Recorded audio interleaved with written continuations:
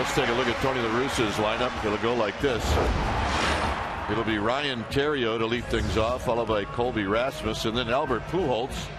You see the career numbers for Pujols. He's the best, followed by Alan Craig, and then David Freese. Berkman will hit in the 6th slot. Then it's Molina, Tyler Green, and pitching and batting 9th is Jake Westbrook. All right, what do you say we take a look at the Giants' starting pitcher today? It's going to be Jonathan Sanchez. Now, these are his numbers, his first outing. He pitched well down in Los Angeles. However, the Giants lost that ball game, and he looks to get back in the win column personally, get his team started off with a good start here. 2-0 lifetime against these Cardinals with an excellent 2.19 ERA. Sanchez, 28 years old, 6 foot 200-pounder in his 5th year at the big league level. And when he's right, you'll see a fastball, a slurve, and a split. Defensively behind Jonathan Sanchez, the Giants are going to set it up this way. Starting across the outfield, it'll be Burrell, Torres, and Huff. Tejada and Sandoval on the left side of the infield. Sanchez and Bell on the right side. Buster Posey, well, he'll be in the squad doing the catching, putting down the signs for Jonathan Sanchez. This is the opening day lineup, excluding Tim Lincecum. And they'll get their home schedule started today. Okay, it just cannot be any more beautiful of an afternoon than this. Yeah. It has been a gorgeous afternoon here at the yard. First pitch of the ball game is a bit high.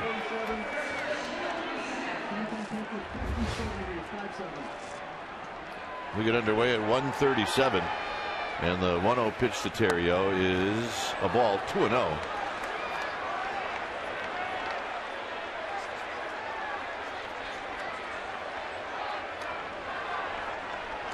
On deck is Colby Rasmus.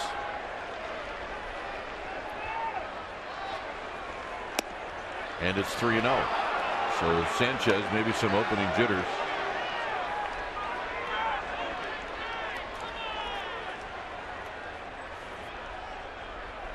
Bruce Dreckman is behind home plate. And that's a 4-pitch walk. All right, Game Time Weather is brought to you by the Santa Cruz Beach Boardwalk. The admission-free boardwalk is open this weekend. 56 degrees here at the park. We got light winds, 44% humidity, and it is partly cloudy.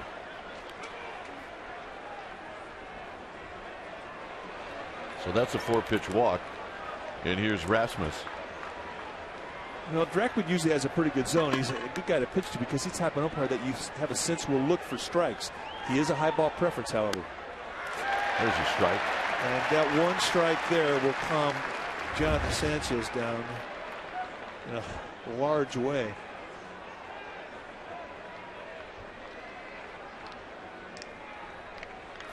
Rasmus 6 for 19 on the season. As he takes this one down low, and it squirts away from Buster Posey. So Theriot, a walk, and now in scoring position. Step in the outside corner, and that's a fastball that just sort of skimmed on Buster Posey. And I don't think he had his glove down in time and in position to block that. Yeah, I think he was just surprised by the movement of it. 1-1 to Rasmus. He'll try to get Theriot in or get him over to third.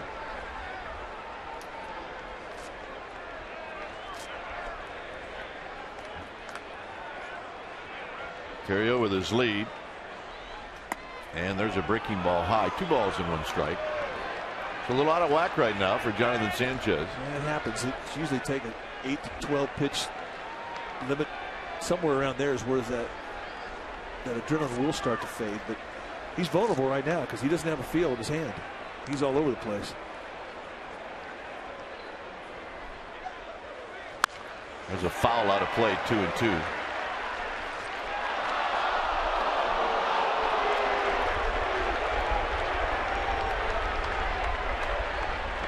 Both the Cardinals and the Giants come in with the same record, 2-4. The Cardinals opened up their season at home.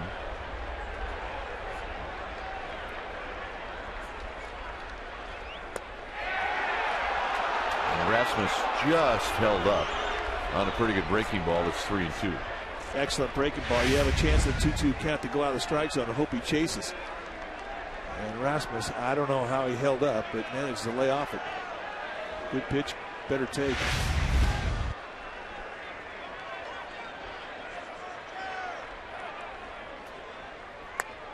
And the walk. 2 walks, and the big fella's coming up. And there really isn't anything you can say as a manager or as a pitching coach or as a catcher to your pitcher when he is a little amped up. You just have to hope that it wears off quickly. Here's Pujols. Pujols 4 for 22 on the season. He's got a great eye along with his tremendous ability to hit. He really knows the strike zone, and it's not often that he goes out of it. So for a struggling pitcher, he is not going to help you out. And boy, he's just laying in the weeds for that first pitch, and it's no balls and 1 strike. Just trying to throw a strike, and that's when you're most vulnerable, and you can see the belt high location. Take a look at our Toyota Ultramo. It's brought to you by your local Toyota dealer. There, I don't think, is a better setup or a better swing in the game of baseball than what you see in the box right now with Albert Pujols. I agree. I really went out on a limb on that one too, by the way. Yeah. I'm not sure if Pujols agreed with that call by Bruce Dreckman. It's 0-2. Now, Dreckman's strike zone does stand out because he does have the high ball preference. You'll see more belt high strikes than you will knee highs. And that's sort of away from the norm. Most umpires at this level prefer the low strike. Posey set up way off the plate. And Pujols fouls this one back because that was a little bit away from the target. How about this guy's career? 3-time MVP, 9 top 5 finishes in 10 seasons. How about that? 9-time All-Star. 0-2 to Pujols.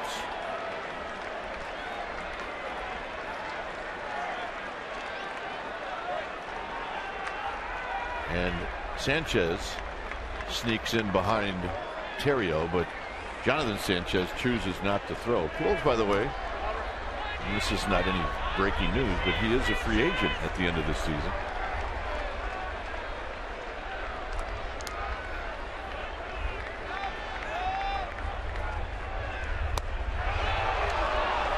Well, that's really one of the best pitches that he's made because that's exactly where he wanted to go with that 0-2 breaking ball down below the zone, back foot slider.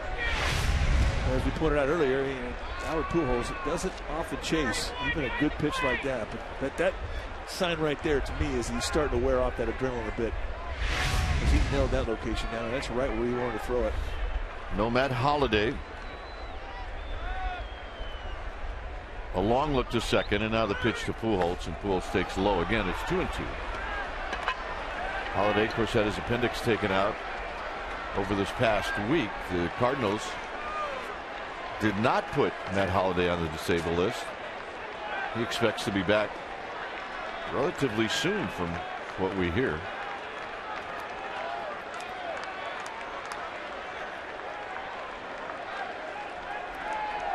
Terrio and Rasmus aboard here in the first inning.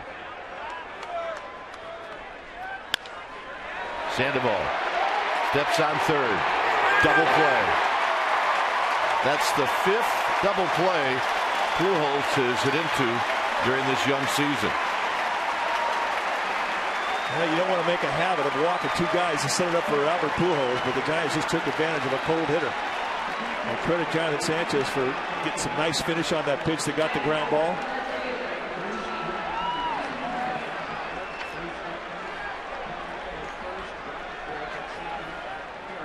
Tony La Russa,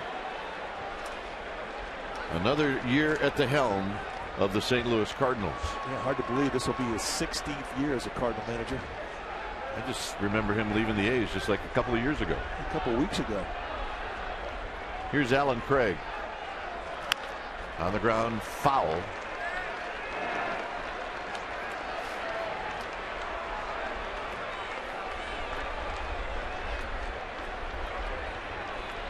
Sanchez a couple of walks and the double play ball. But Craig has had a pretty good start. He's 5 for 15. He's got 4 RBIs.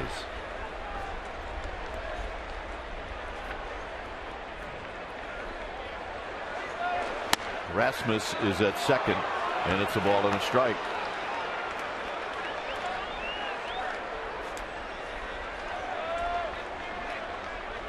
It'll happen probably 5-6 times during the course of the ball game where Jonathan Sanchez will pitch and all of a sudden his shirt will become untucked. And the umpires will remind him, yo, tighten yourself up. And they had a break in the action.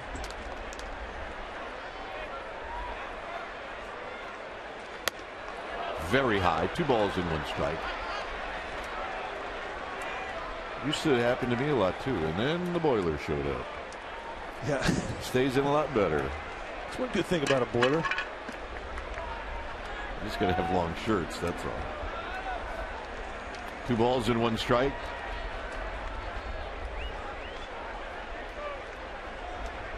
Rasmus dancing off of second. Swing going to miss. 2-2.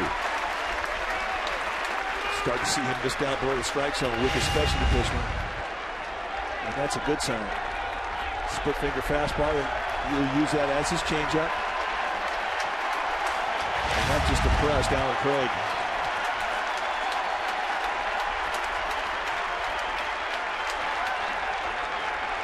Got him.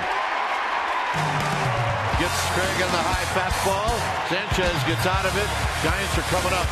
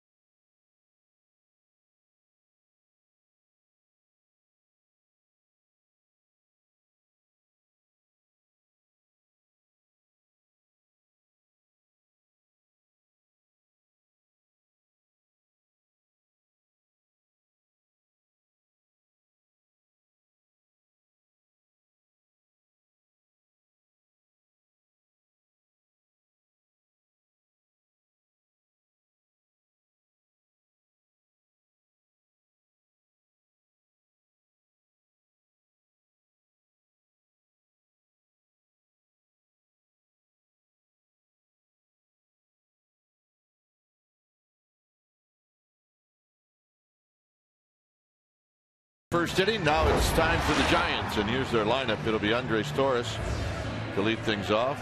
It'll be Freddie Sanchez in the second hole, followed by Huff, Posey, and Pablo Sandoval. At home, .330. That was 6th best in the National League last year. Burrell, Belt, and then Tejada, followed by Jonathan Sanchez. Starting pitcher today for the St. Louis Cardinals will be the big right-hander Jake Westbrook, 6'3", 215-pounder out of Athens, Georgia, in his 10th year at the big league level. And when he's right, you're going to see a lot of ground balls. He's got a really good sinker. He'll complement that with a slider. He's got a curveball. You'll feel that more early in the count. And he's got a nice off-speed pitch, a changeup that he'll also throw. But for the most part, you're going to see sinker, sinker, sinker. And you'll know how good that thing is by the ground balls he throws. Torres 6 for 21 on the young season, 1 for 5 lifetime against Westbrook. On the appeal, no swing, says Gary Darling. It's 1 ball and 1 strike.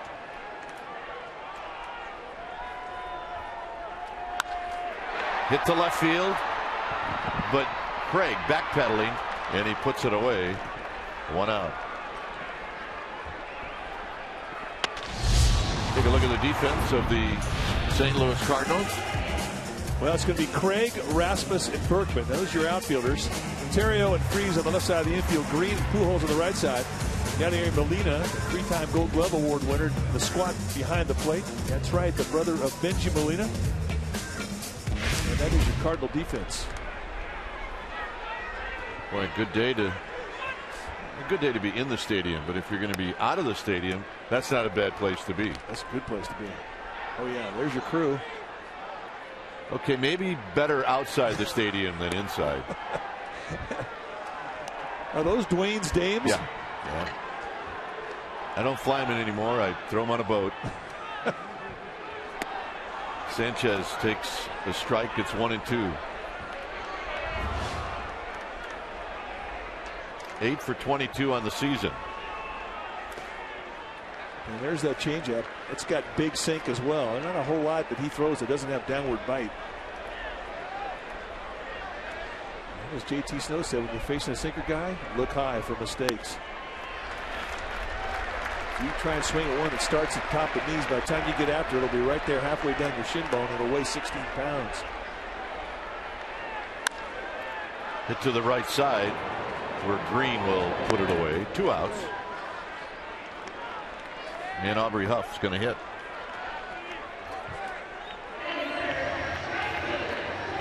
Aubrey Huff.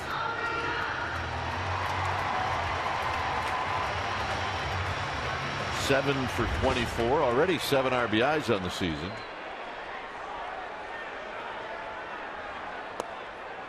Down low. 1 ball and no strikes. That is big time movement right now. That sinker by Westbrook.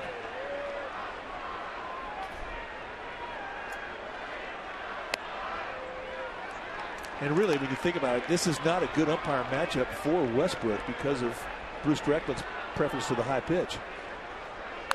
Huff hits this one on the ground, and Green from the outfield grass, and that will end the inning. A 3-up, 3-down inning for Jake Westbrook. After 1, 0-0.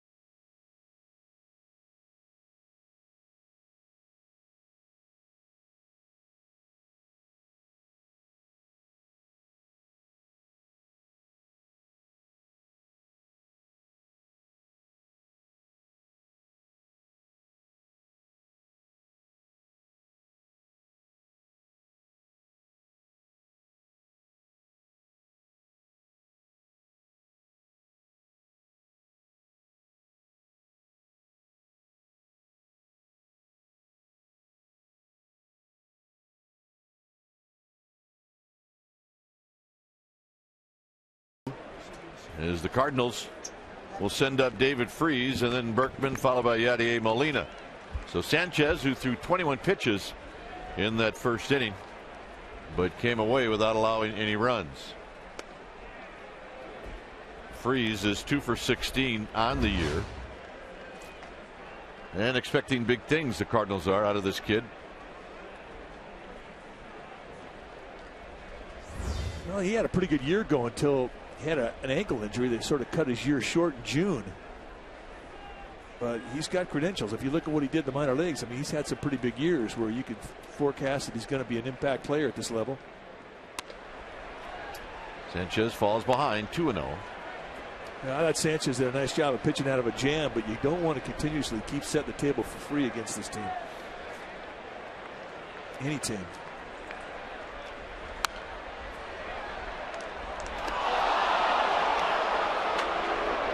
Unbelievable. Fan did everything right, brought his glove, and then forgot to catch the ball. Hit him right in the pocket, too. 2-1 pitch to Freeze is up. There goes the bat. Heads up. I saw something go flying. I think it was popcorn, I hope. And a new bat for David Freeze. Ball winging, or the bat winging into the stands. And it did make contact with that gentleman right here.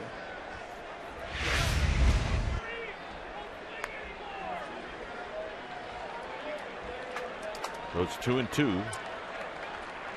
That's some mustard on his head, but other than that, we're good. Look at the mustard on the bat.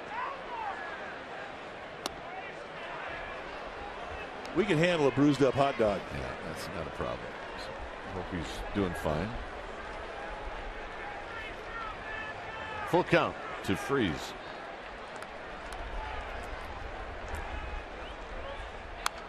Out of play.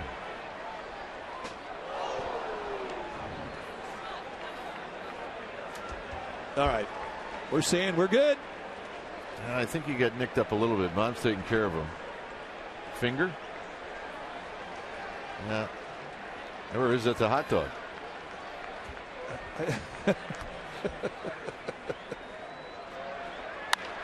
Hit out to right field. Aubrey Huff backpedaling. Wind starting to take it. And Huff is off the wall. As Andres Torres did a good job of getting to it. As you can see the wind, boy, the wind's really pushing it to right field. Well, it's not often that you see carry to right field in this ballpark. But that thing did just take off. This is like a two-strike protection swing. He didn't get a lot of lower body in this swing. And there it takes off. Aubrey Huff thought he was camped underneath it. And here's where you get the sail. Yeah, I think, Aubrey Huff has hit balls in that area. And he's thinking, mine never carried.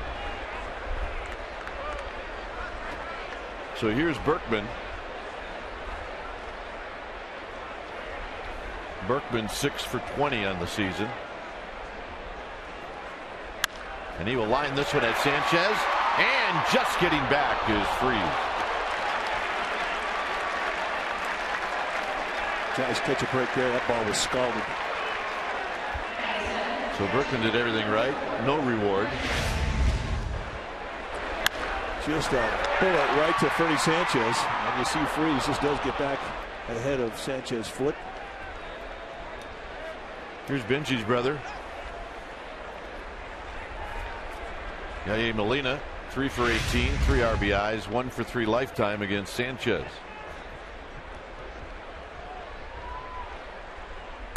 Fouls it back. He had a good swing. It's no balls and 1 strike. It's kind of a lazy get it in slider right there, and that didn't have a whole lot of movement to it. And Molina right on it. So, right now you're seeing some inconsistency in the performance of the breaking ball with Jonathan Sanchez. And again, it's just an example of too much adrenaline in your arm.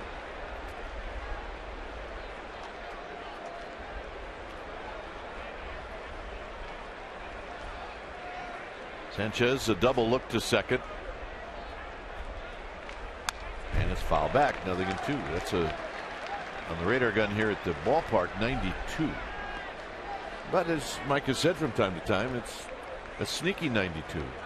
Well, it all has to do with the arm action. And the arm action, if you see him throw it, you would think you're going to get 86, 87 because it's lazy arm action. But it's very whip-like, and you get 92 to 94, and it can seem much faster than it really is just because of how he put you to sleep with that lazy arm delivery. And Molina holds up on the high fastball. 1-2. It was forecast today for rain. Could not be more beautiful. Lots of puffy white clouds around the ballpark. 1-2 to Molina. Blocked by Buster Posey. 2-2. I remember right, last year's home opener, I think, was delayed by 3 hours. See the block by Buster Posey really has learned very quickly that you don't try and catch it, you try and block it, and you use that chest protector as your mitt. And that was perfect. Another block and it's 3-2.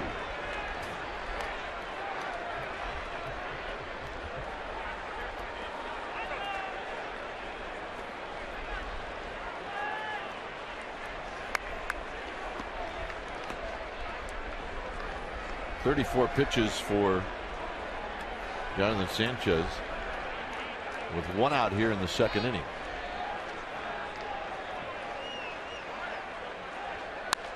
Hit out of play, and it stays 3-2. Take a look at our Farmers Insurance report card. It's about the Giants starter today. He was the winning pitcher in the 2010 clincher, 3-0 win against the Padres. He also hit a triple in that game and scored the first run. And then in game 3 of the LDS against the Atlanta Braves, he struck out 11 Atlanta Braves, and Molina fouls it out of play. And that's a Giants postseason records for lefties with 11 strikeouts.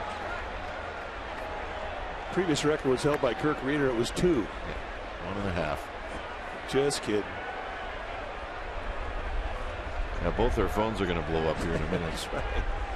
Kirk Reeder, who never misses a game, back in Hoyleton, Illinois. Molina fouls another one back.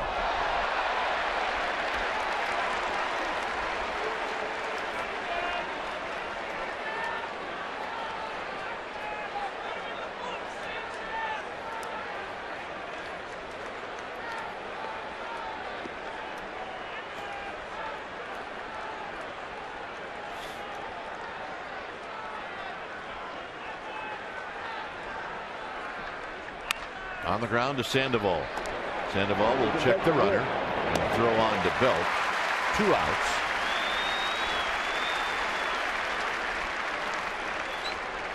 Well, the Dodgers are coming to AT&T Park this Monday, Tuesday, and Wednesday. Monday night is Magnet Schedule Night, presented by AT&T to the first 20,000 fans.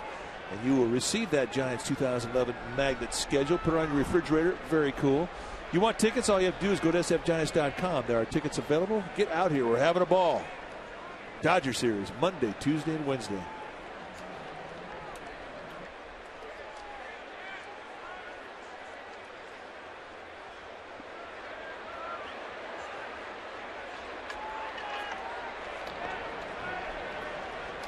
Here's Tyler Green.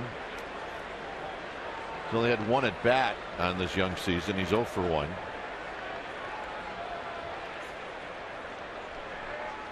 And that fastball is high, 1-0.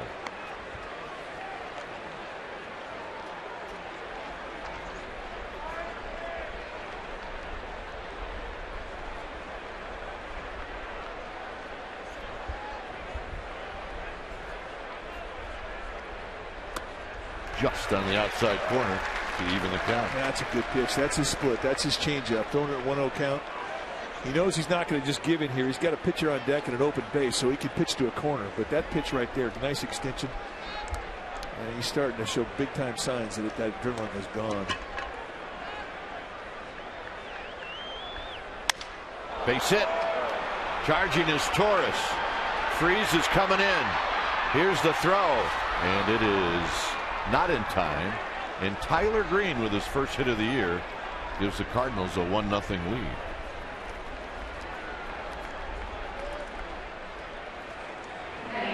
So what Pujols and Berkman and Molina couldn't do, Green just did. Fastball outside corner. Green didn't catch it quite on the sweet spot. Didn't make a difference. Found that seam right back up the middle. Puts his team on the board.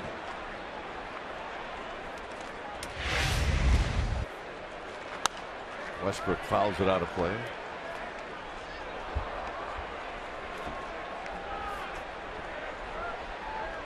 Not a bad hitter. A 128 lifetime hitter.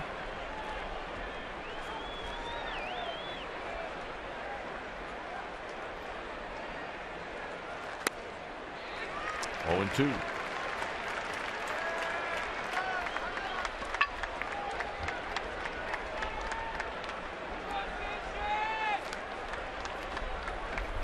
Oh, and 2 to Jake Westbrook. And that'll do it. Cardinals score. A couple of hits. Giants are coming up. It'll be Buster Posey. the 2010 Rookie of the Year. He will lead things off 1-0 Cardinals.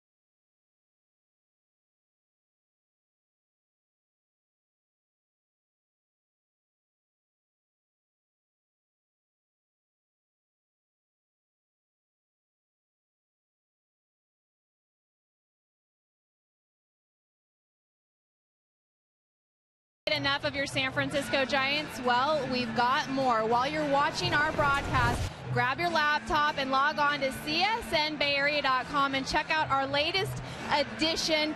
It's the in-game live icon. You can watch the pitches be tracked, get player updates, updated pictures, and while you're there, jump into the chat room. Our insiders, Ray Ratto and Michael Urban, are talking all Giants all the time. Right now, log on csnbayarea.com. Dwayne? Thanks, Amy. 1-0 to Buster Posey. Posey 3 for 5 with 4 RBIs and a home run on Wednesday. His first home run of the year. They're right there at the knees, 2-1. He went from 1 RBI to 5 in one game. Yeah, I think he really put together a swing on this road trip. Didn't open up the season with a great hat, but he sure had one when the road trip ended.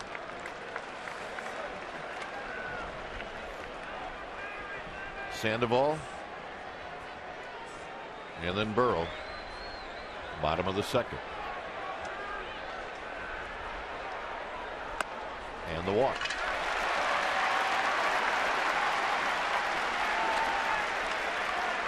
Some news today in Major League Baseball, a little shocking.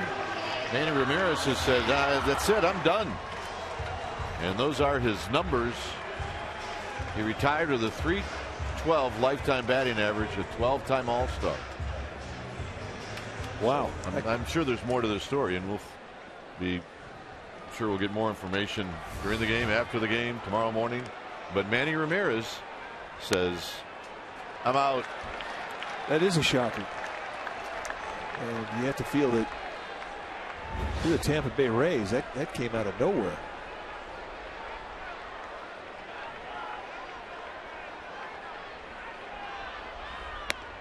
Inside to Sandoval, 2-0. And Molina's going to have a word. I think the word he's going to have is, listen, you're trying to be too fine with your stuff, because he's missing just off the corners. He's not getting any corner calls. If you go back to last year, Pablo Sandoval likes hitting off of Westbrook. This is on August 20th, and he went deep in St. Louis. And he went down and he just yanked a pretty good sinker. And he is a good low ball hitter. Foul. Tim Flannery had to duck to get out of the way. It's going to be up to Jim Vermees, our ball dude, to dig it out. Way to go, Jim. Stay on your feet.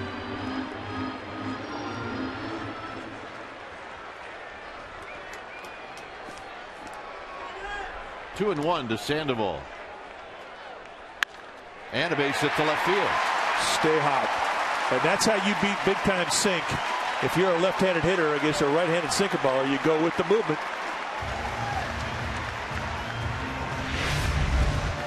A good low ball hitter, and this feeds his zone. Head stays very still. He extends right through it. And he went down to beat a pretty good pitch. So here's Burrell.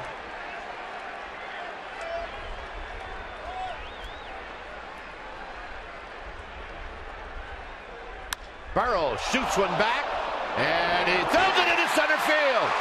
Posey stepped on second, and now he'll hit over to third.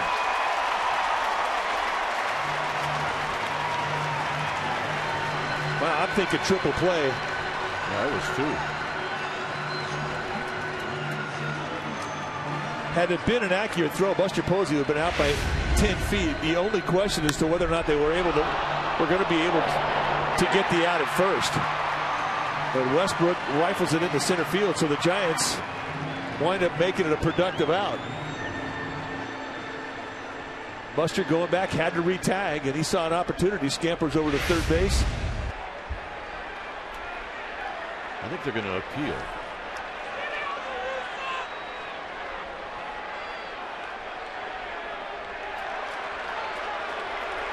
Rob Drake very enthusiastic about that as here's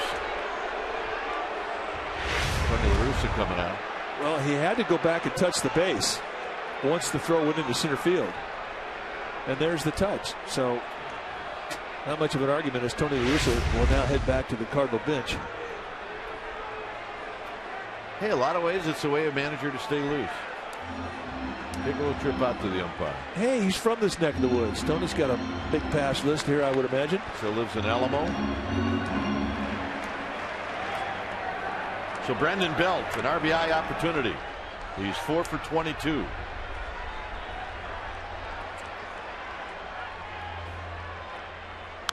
And he fouls it out of play. Another guy that likes the low pitch.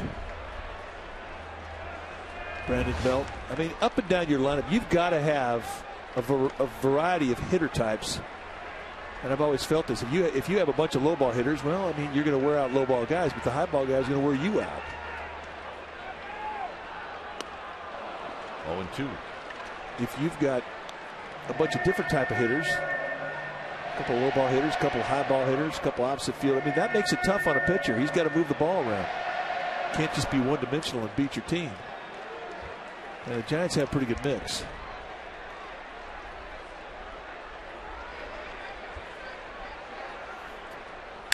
Belt, double play ball.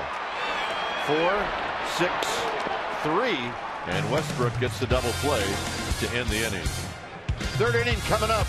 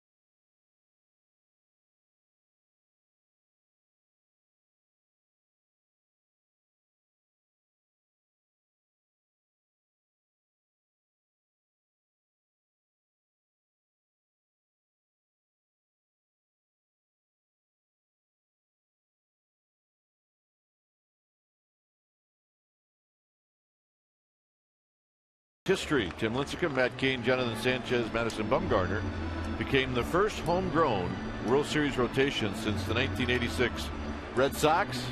Clemens, Hurst, Boyd, and Nipper. So there you go. How about that? Dennis Boyd, one of the great nicknames, Oil Can Boyd. Here's Terrio. Terrio looks at a strike.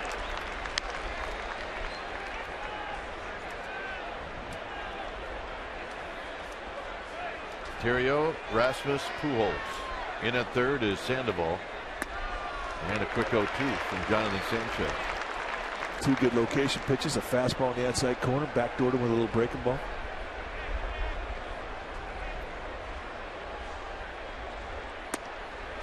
Just outside, 1-2. Jonathan Sanchez used to throw a curveball and a slider, but he canned it. Now he just throws the one slurve, kind of a morph between the two pitches. Up the middle, caroms it to Tejada.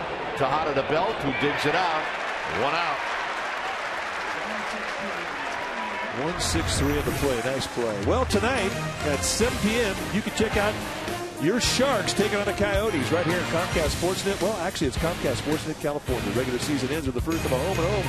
And that's the series against the Coyotes in Phoenix. So check it all out tonight. And the coverage begins at 6:30.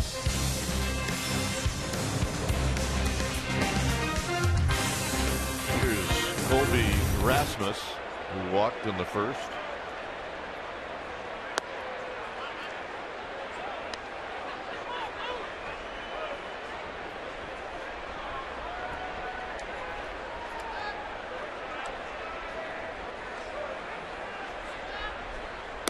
And a breaking ball for a strike. He's got a good breaking ball. He hasn't been able to throw it for a strike, but I guess a lot of times maybe you don't want to.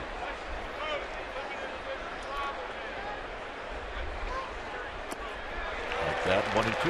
Now it's a much better breaking ball. It's one that's got some consistency to it. That's a good sign. I mean, he's got 3 pitches that are swing and miss pitches.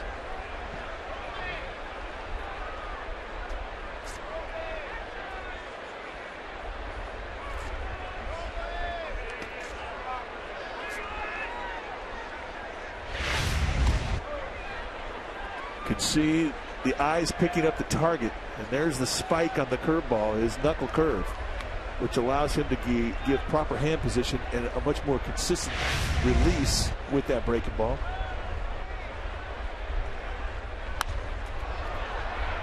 Huff's coming in. Huff's going to dive, and he rolls on it.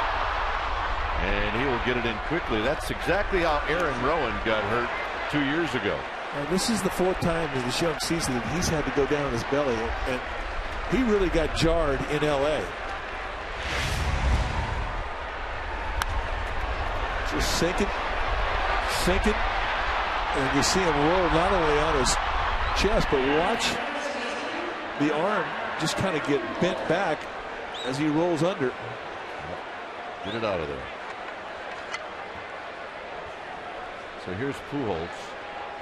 Fans gave Huff a really nice ovation when he walked back to his position. Here's Pujols, a double play ball in the first.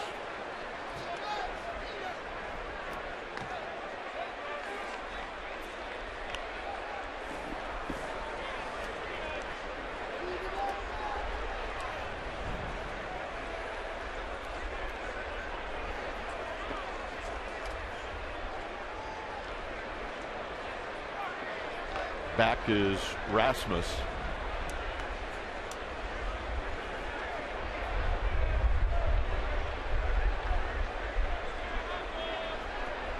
Sanchez with 53 pitches here in the 3rd inning.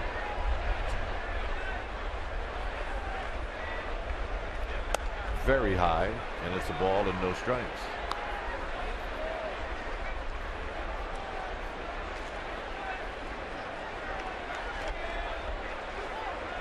A run on 3 hits for St. Louis.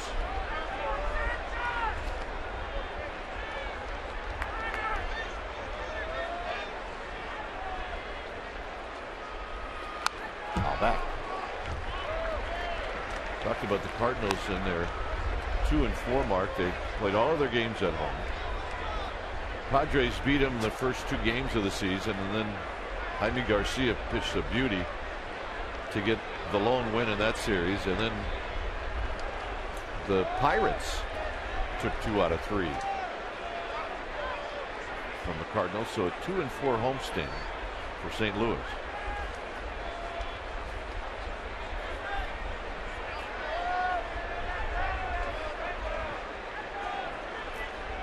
Colby Rasmus with his lead at first. Good breaking ball, 1-2. Now, Pujols does have owner, Jonathan Sanchez. He's 4 for 6 lifetime.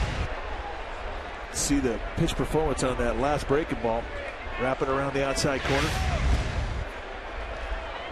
Yeah, he's got owners on a lot of people. He is scary. Albert Pujols.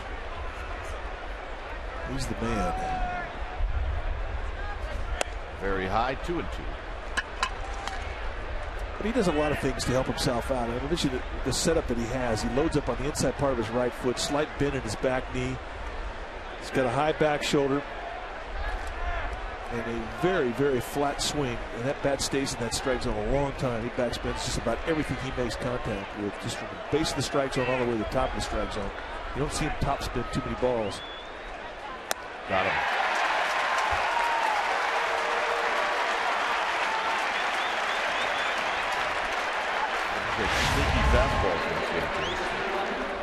Just takes off, and it's got secondary movement with a little tail that jumps on you.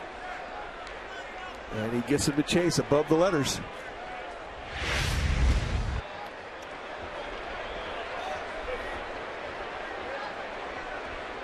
There's Alan Craig. Go to St. Louis, you see a lot of those jerseys around town. You do. Craig fouls it out of play. You wonder why is Alan Craig hitting in the 4 spot of the lineup? Well, Tony La Russa, this is Matt Holliday's spot in the lineup, and he doesn't want to jimmy jack everybody else in the lineup. They want to get used to their spots. So with Holliday out, who's just had an appendectomy and is likely to play in the series, remarkable as it may seem, because he only had the surgery 5 days ago, his spot in the lineup is going to be filled by Alan Craig.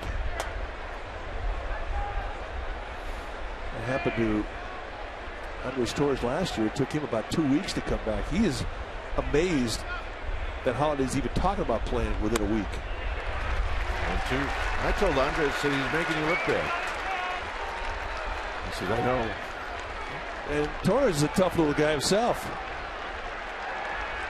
Adam Dunn with the White Sox had an appendectomy, and he's not going on a disabled list. So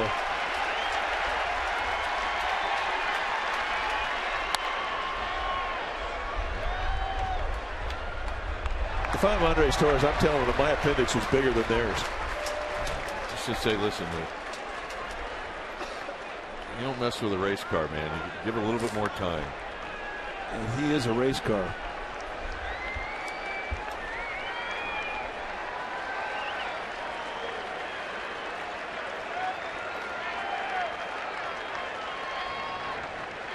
Runner goes. Swing and a miss. Inning over. Good breaking ball. 4 strikeouts for Sanchez. Miguel Tejada will bat first.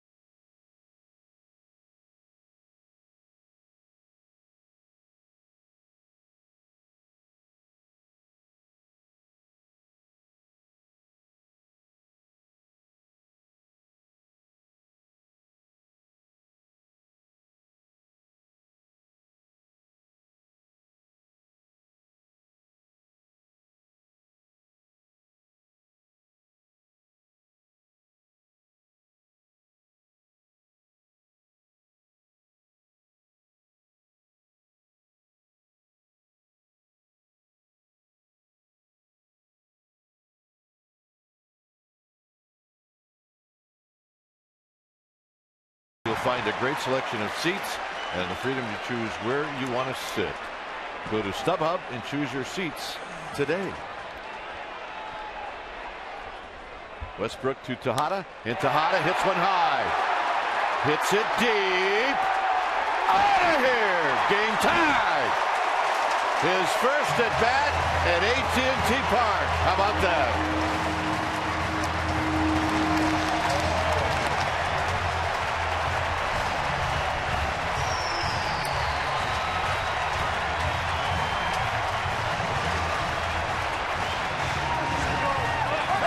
That's the guy that got it. The Bay Area knows all about Miguel Tejada.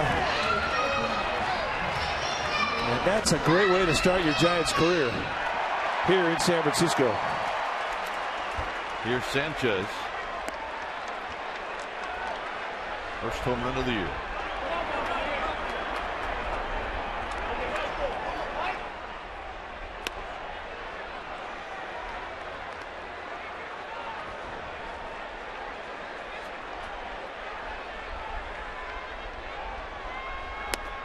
Westbrook has got that location that Sanchez likes.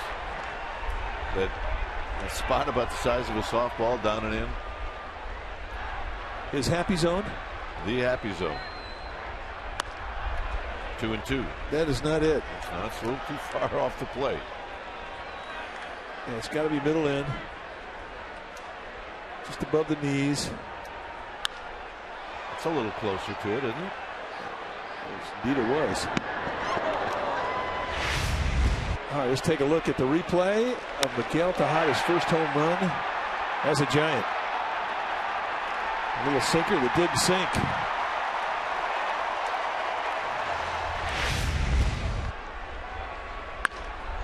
Hit into left field. Craig on the move. He's not going to get it. Sanchez with a double. That happy zone.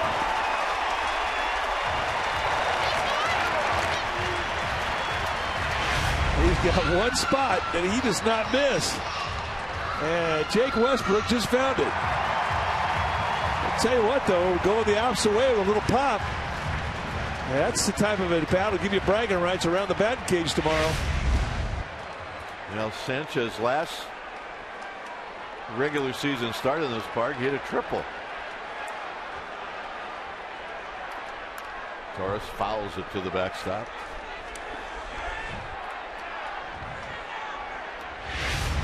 This is what you call not waiting around. Yeah, our Toyota Ultramo gives you a look at dropping the head on a sinker that just stayed up there mid-thigh.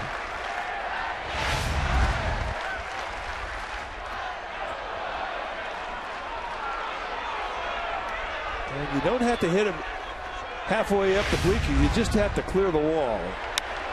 And that's exactly what this one did. And a young man got it. Nice play. He caught two things, a kid and a ball. Dan was psyched.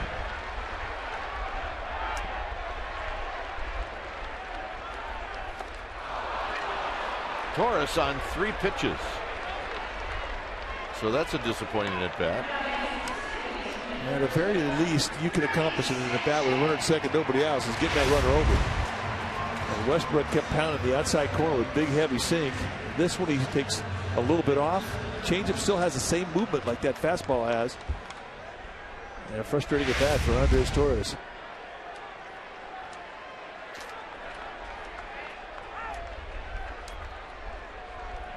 Sanchez, Freddie Sanchez, bounced out to second.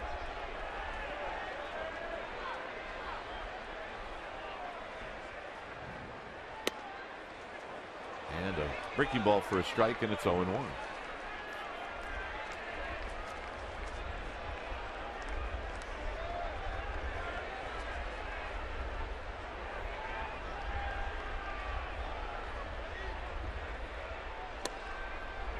Boy, a quick 0-2. Breaking ball in, breaking ball out. 1-2 pitch.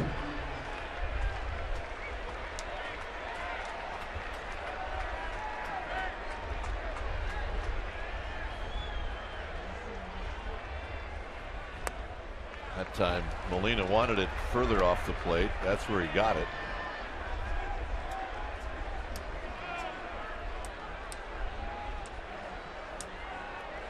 Aubrey Huff to follow. Tejada has tied this game up with a solo home run here in the third.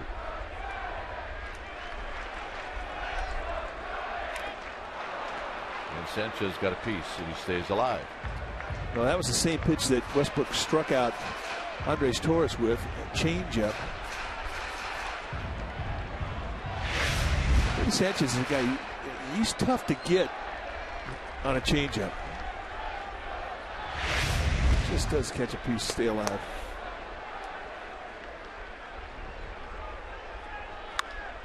And that's a fair ball.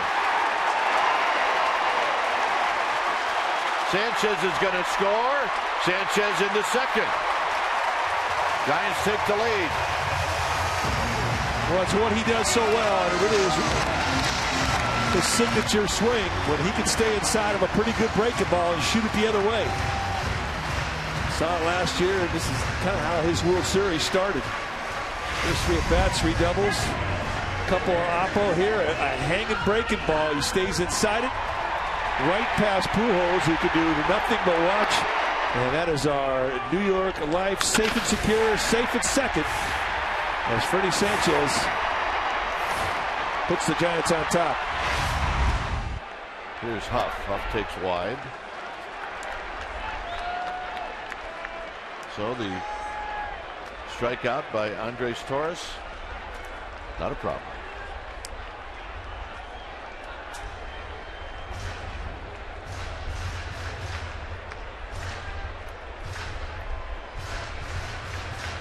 Buster Posey on deck.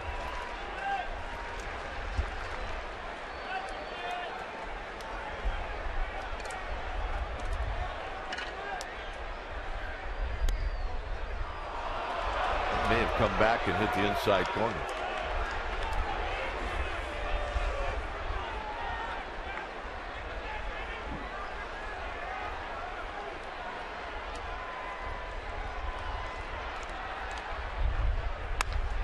And that's a shot foul. Boy, another breaking ball that had some big league hang time to it. Westbrook got away with one there.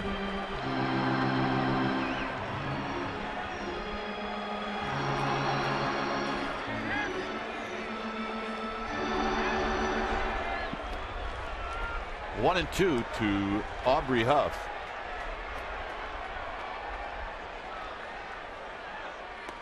Good take by Huff.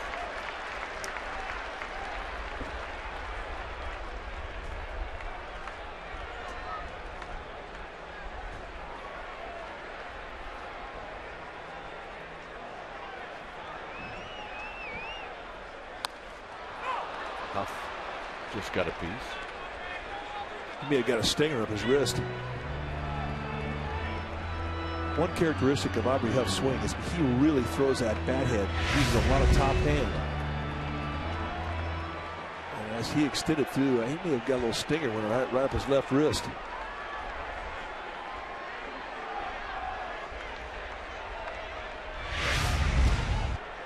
That may have been something that had to do with him diving previous inning. Foul.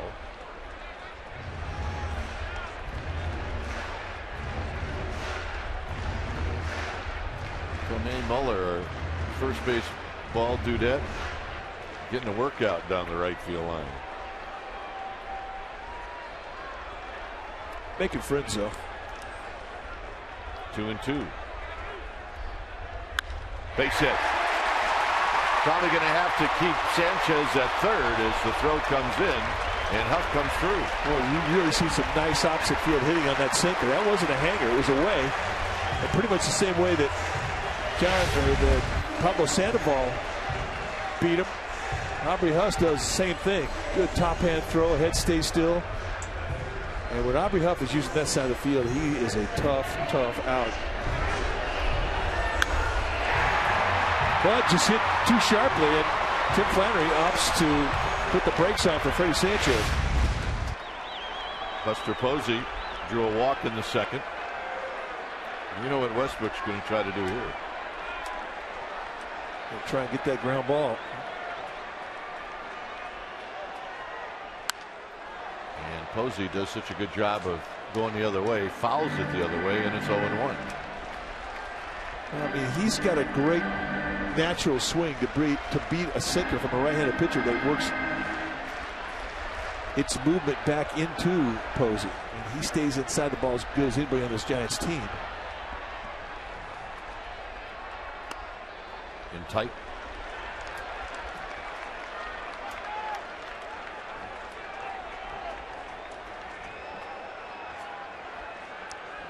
Giants have taken the lead here in the third inning.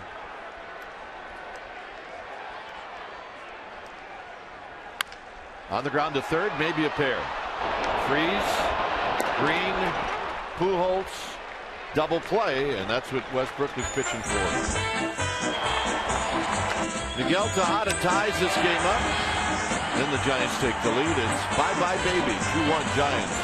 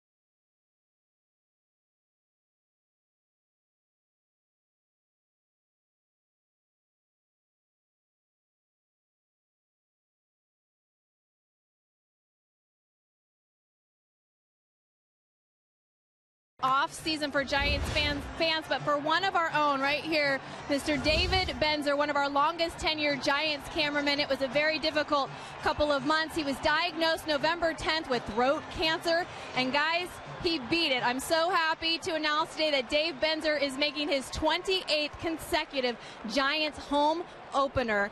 We love you, Dave. You're our rock. Stay with us, buddy. Dwayne? Yes, indeed. David Benzer behind that camera where he just needed to be today. Well, that was his goal through his rehab and his treatments, and he made it back. God bless him. So, Benny, welcome back. Meet. He's lost a lot of weight, but he's still grumpy. Well, some things never change, Smooth. Yeah.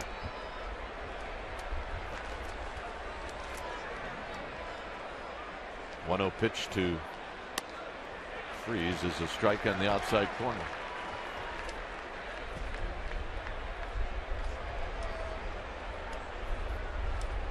Two-1 Giants. Slowly hits Sandoval. Tough play. He charges. He throws on the run. Got him. Nicely done. And that was a play last year that gave him problems. And I cannot tell you how many times he has made this play over and over and over again with Ron Wotus helping him with his footwork and his exchange. You watch it into your glove. You make the exchange. Throw off your opposite foot. And a nice job by both players, Belt and Sandoval, to get the out. Yeah, they were going to name that extra field over in Scottsdale after Tejada and Sandoval. They were over there a lot. Berkman lined out to Sanchez. A big swing and a miss, and it's 0-1. Berkman's one of those guys where it takes a little while now to get used to a different uniform, at least for us. I know, you see him so long in that Astros uniform, and he was Mr. Astro. He was the face of the franchise. It looks different. We said the same thing last postseason, though, when he showed up in a Yankee uniform. 0-2.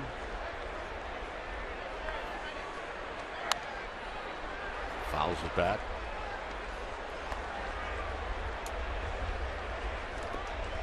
Hey, the Red Sox got to win today. They were 0-6. So who'd they get it against? Yankees. I'm celebrating. We are for Terry Francona. Just outside, 1-2. I don't like to see Tito frustrated, angry. Just a bit outside. Yeah, Tito Francona is one of the good guys. He is. 2-2. Actually, the word I was looking for was grumpy. I just don't like to see him grumpy. Doesn't happen very often. Hey, good news today from Cal. Baseball program has been reinstated. Congratulations. See you later. Brooklyn's not buying it. All right, time now for our trivia questions brought to you by AT&T. Can you name the last National League team to win back-to-back World Series? I can.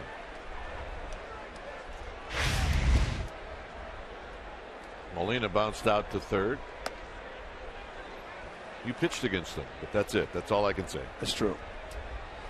And you worked a long time with one of them. We cannot go. We can't go to the shed the second week of the season.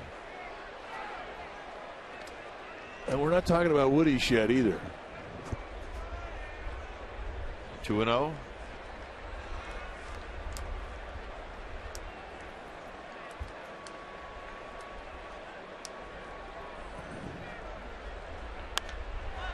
Popped him up on a windy day.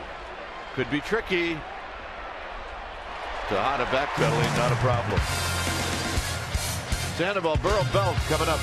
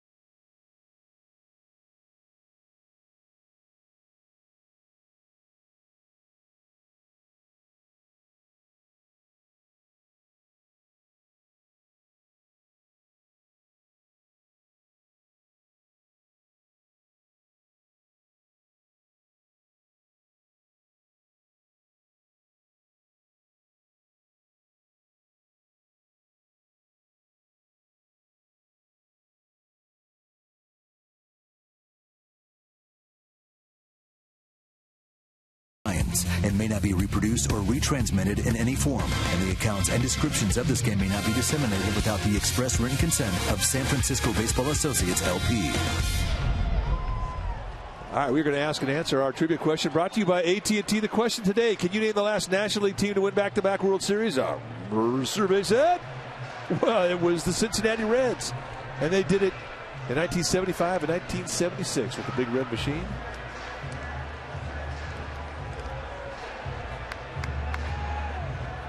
You see the most titles all time: Yankees, Cardinals, A's. Here's Sandoval. Sandoval on the first pitch got jammed a little bit, and Molina is going to catch it. 1 pitch, 1 out.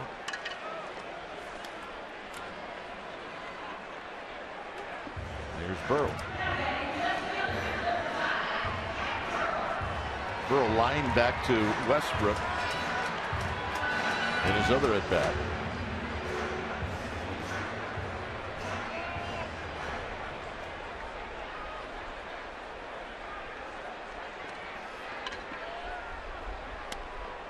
First pitch strike to Pattenborough.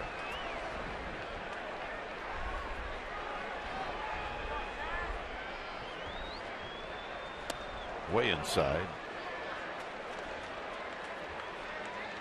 Pat Burrow with an interesting comment today around the batting cage. Said, you know, we should have had the right to open up at home first game. Well, I think Pat Burrow, I know you feel strong about it. When we go to Milwaukee, a block away is the commissioner's office. I think you ought to talk to him about it. Yeah, there should be a rule change. If you win the World Championship, you could amend the schedule and have your home opener start the season and not start on the road. But that's what the Giants did today. They got to raise the banner. So you're saying they raised it 6 games too late? Yeah. Inside to Burrow.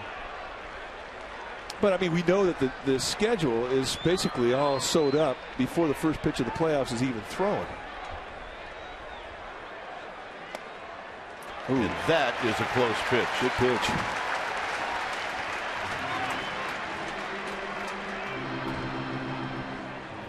The Giants baseball on Comcast Sportsnet Bay Area is brought to you by the Solar Company. Visit thesolarcompany.com for details about their new zero-down lease with monthly payments as low as $99 for qualified buyers. That's solarco.com. Check it out. Belt hit into a double play in the second. Burrow with a walk. And that's what they're starting to, or they started to do it in San Diego with Brandon Belt. They're seeing if he can lay off with that slider aimed at his back foot.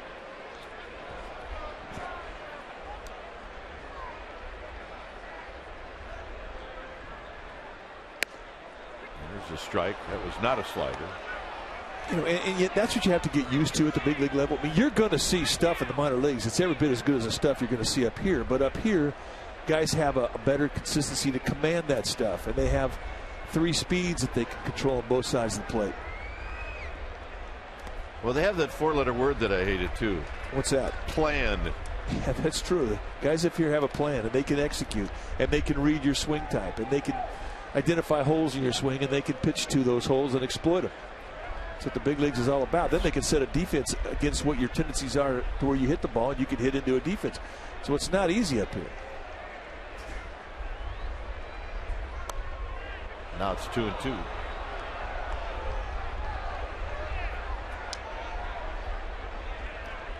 That's why the minor leagues is great. There's no plan. Nope. Just go out there and try and outstuff a guy. Foul.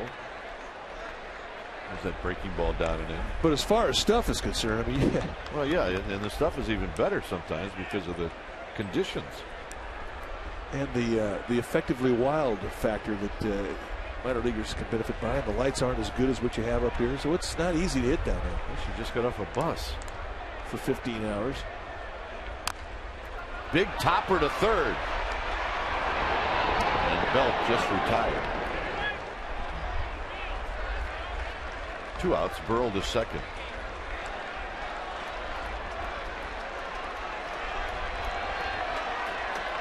There's Tejada. Tony Lewis is going to walk Tejada.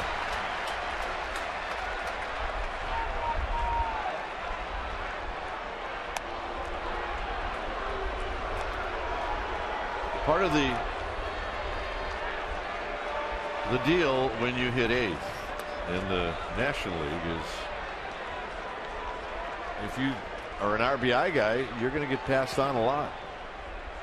If you're a little punchy second baseman like I was, you're not.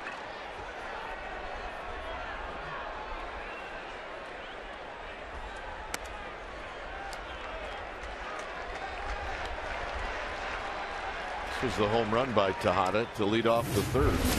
Now Westbrook lives down below the knees. This one hung up there, middle in, and that is right to Miguel Tejada's wheelhouse. One of the better middle in hitters who we've seen. And that was a gift, and he did not miss it. Here's Jonathan Sanchez, who doubled down the left field line in the third. Oh, that was it.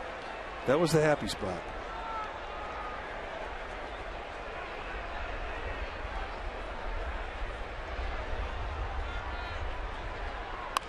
Hit on the ground to second.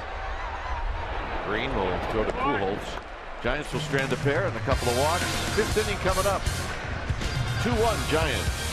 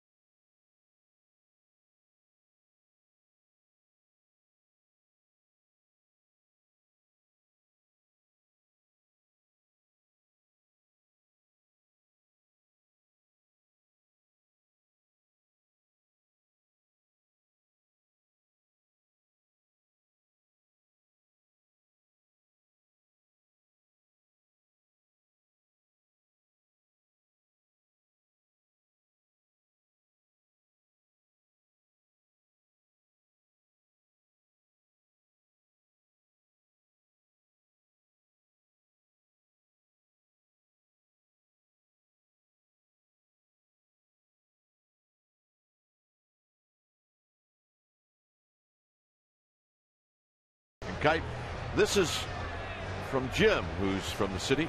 When you look back at the 2010 season, 20 years from now, what will be the one memory you will cherish the most? Well, for me, it's Game 5 in Philadelphia when Jonathan Sanchez left the game in the third inning. The bullpen came in and threw 7, and they win that game 3-2. That was one of the most remarkable, gutsiest performances by a pitching staff I've ever seen. Well, I think when Renteria's ball cleared the fence, it was like relief.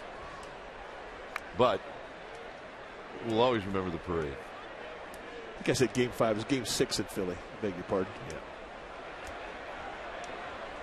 Here's Tyler Green. Swing and a miss, 0-1. Although the parade wasn't really part of the season. I'm just throwing it out there. Oh, that's the most remarkable thing that any of us ever took part in.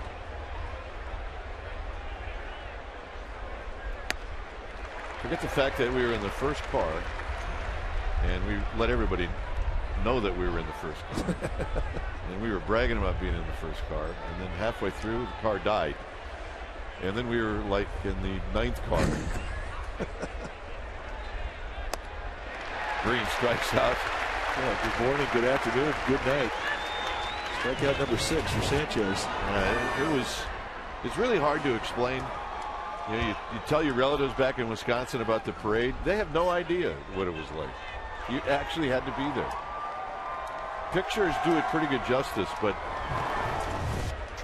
how loud it was amazing. It was deafening for an hour and 40 minutes, the length of the parade. It was just deafening. I wanted to go for another lap. Westbrook swings and misses.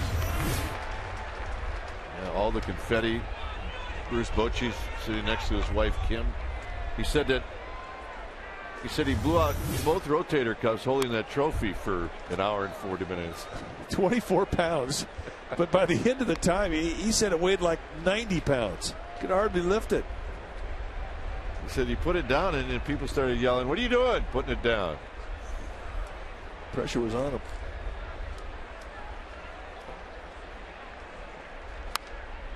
Said at one point he asked Kim if she could hold it for a little while, and she said, "I don't think so."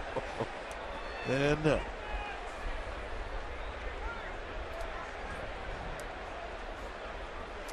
Oh, and 2 to Jake Westbrook.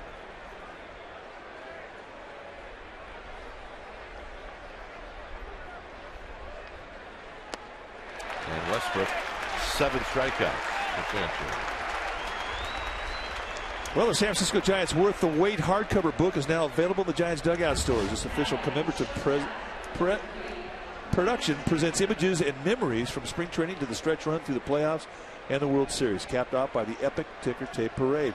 Worth the Wait is the ultimate keepsake, celebrating the definitive achievement in San Francisco Giants history.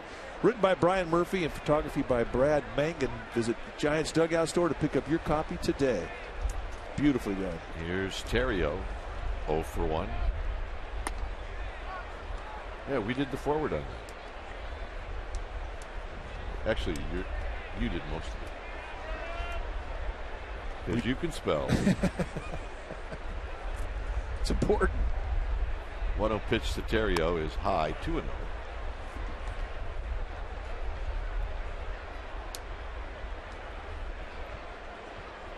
Sanchez, 7 strikeouts, 2 walks. He walked the first 2 hitters in this game. There's that high strike Mike was talking about, 2-1. Terrio taken all the way. You're going to hit leadoff in the big leagues. You cannot be afraid to take a strike. They're usually 2-0 counts. You're behind. Take a pitch. I always took one as a pinch hitter.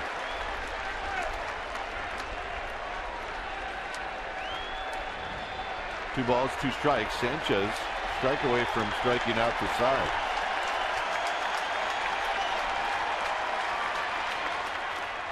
Three and 2. Try this 2-2 split. It's pitch number 86 or 87.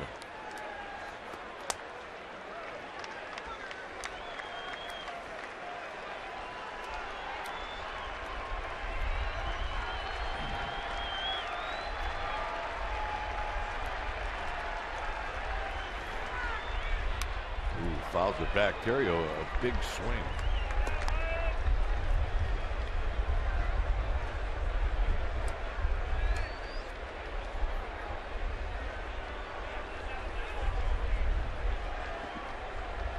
Ryan Terrio, Mike Fontenot, teammates in college at LSU, teammates in the Cubs organization, got to the big leagues together with the Cubs.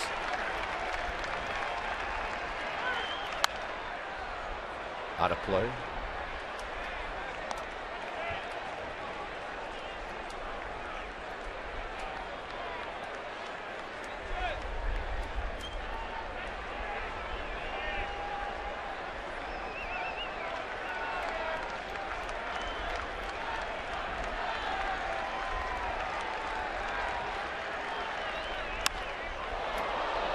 Into left field, Burrell on the move, at the wall, Burrell makes the catch in front of the cars, and that ends the inning. All of a sudden the wind's blowing in that direction. So Terrio had the swing, and Burrell tracks it down. It remains 2-1 Giants.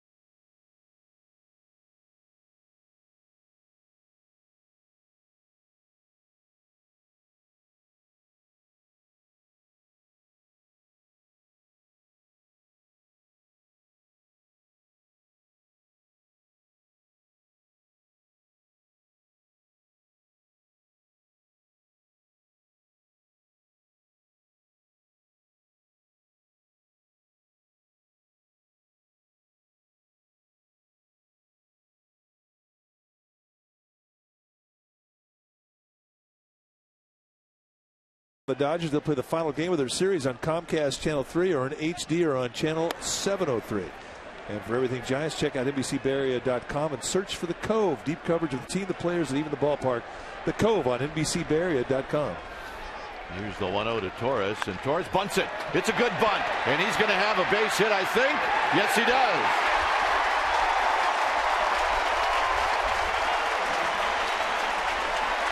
Well, there's going to be a foot race between Jake Westbrook and Andres Torres, and we're going to make it our forward right choice. We're starting to see him do this more and more, and he finds an area right out there past the pitcher. It's a no man's land, and the foot race won by Torres. It was going to have to be a perfect play, and Albert Pujols almost makes it. A very quick exchange, and I think the fact that Pujols got to the bare hand, he made it a close play. They threw it all. A belly first slide by Torres, and no contest for Westbrook, a leadoff single. Our forward right choice. Here's Freddie Sanchez. Sanchez shows bunt, and it's inside. One more look at the belly first slide from Andres Torres. And Westbrook can't do anything about it. He turned around to possibly swipe tag somebody, and there was nothing there.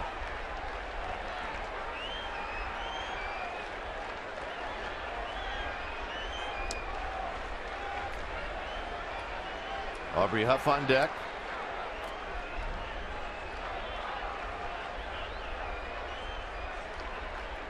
Westbrook trying to freeze everybody.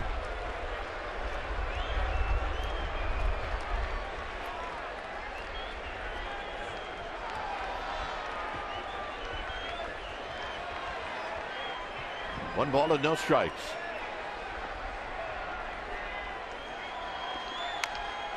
Topped. Foul.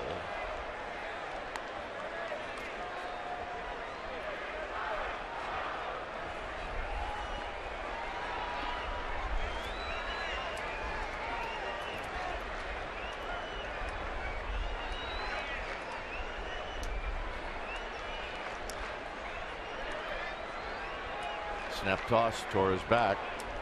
Torres does have one steal on the season.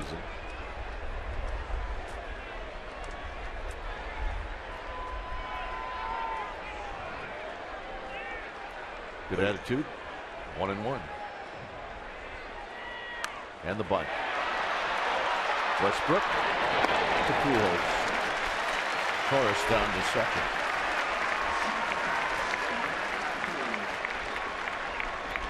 And here's Huff. Now, Bruce Bochy, he doesn't bunt a lot. He doesn't like giving up outs, but the way this game is played right now, one more run to that one-run lead would be huge. Yeah, plus Westbrook's had the ability today to get the double play ball.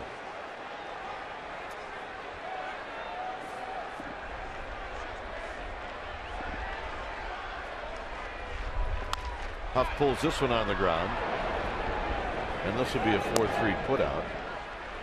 Torres goes to third. And here's Buster Posey.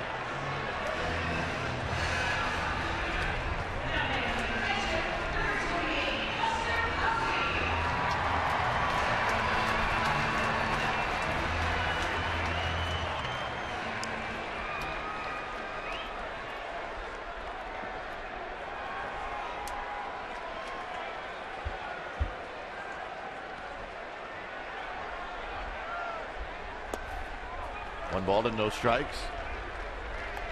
I always like to watch how a catcher, especially a Gold Glove catcher, defends his position for the runner at third base against a sinker baller, because sinker ballers, I mean, they live on balls in the dirt. And big time sinkers like Westbrook has are not that easy to block.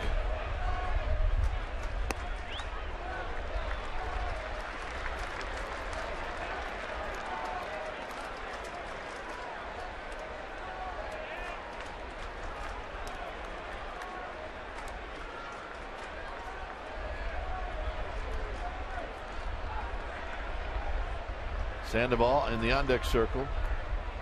And Posey shoots it. Picked by Freeze. Freeze will throw him out. And that'll end the inning. remains. 2-1. That was a bullet.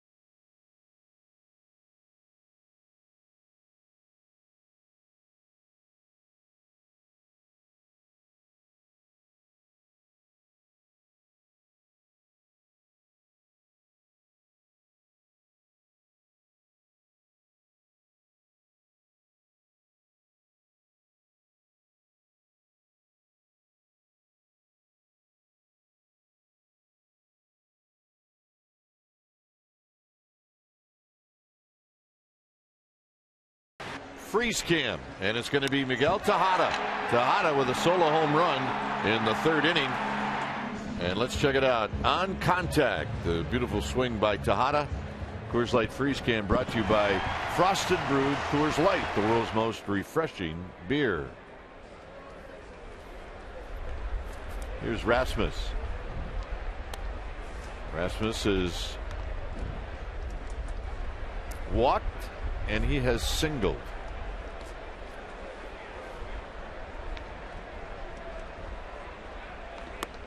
Swing and a miss. 1 ball and 1 strike. Guillermo Mota is now in the bullpen for the Giants.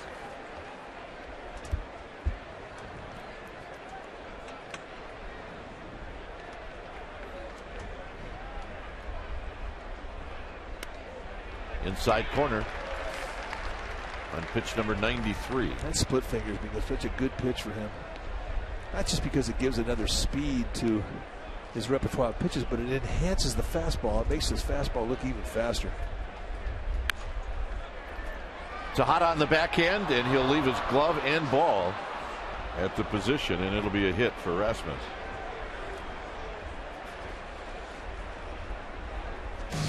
Giants baseball on Comcast Sportsnet Bay Area is brought to you by Cache Creek Casino Resort. Cache Creek Shower of Cash. Win $500 cash every hour from 2 p.m. till midnight. Visit cashcreek.com for details.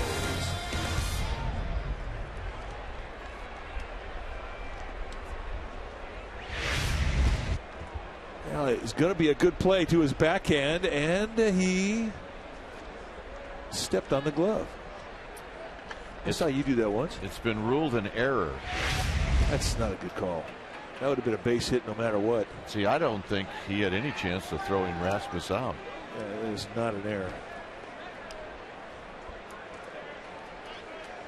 So here's Pujols and also Bruce Bochy, and they're going to go to the pen. So 94 pitches. When it's time for a change, think Speedy Oil Change and Tune-Up. Your oil change tune-up and smog experts. Sanchez departs. Mota coming in.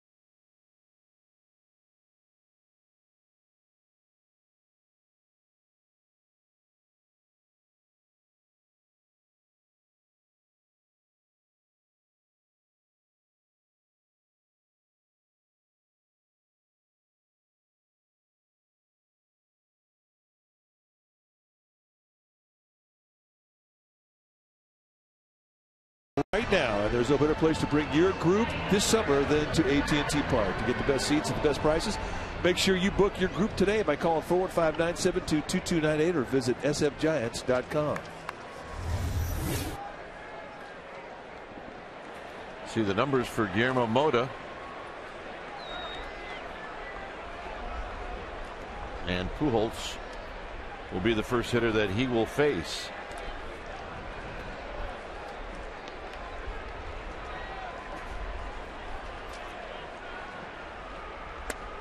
Down low, 1 ball and no strikes.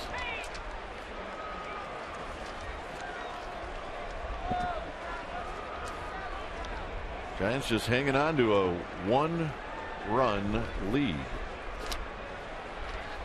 Pujols 2 for 8 lifetime against Mota with 4 walks. It's a good pitch.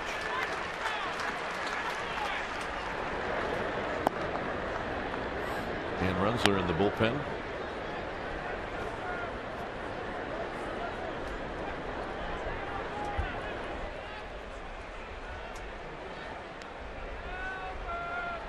Rasmus a little bit of a lean. Mota checks on him at first base.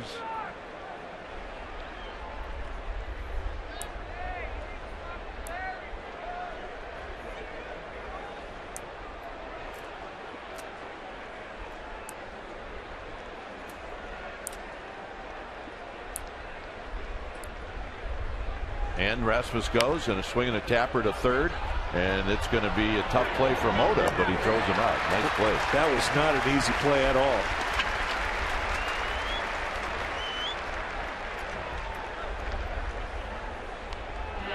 For Mota, it was going to be him and nobody else. Let's take a look at the pitch by pitch. Opens him up, starts him off away, misses a little bit low, comes back with a slider, and evens the count. And then he gets Pujols in a scenario where he kind of gave a pretty good pitch considering it was a hit and run. But he comes up big in a defensive play. Nice job. Here's Alan Craig.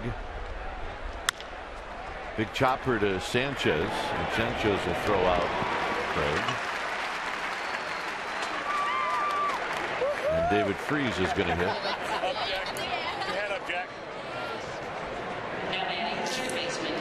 This young man worked on that.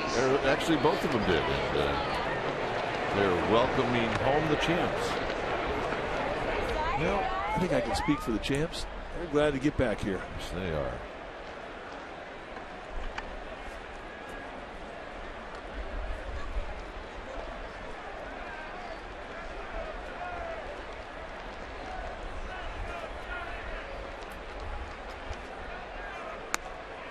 Good fastball at 93. No balls and 1 strike. The bullpen game the rest of the way for the Giants.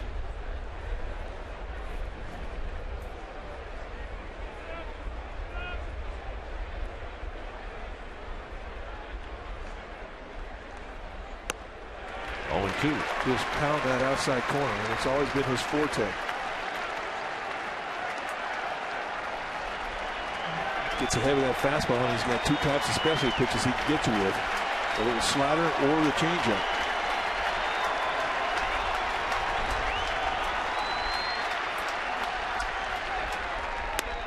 Went out there again and missed.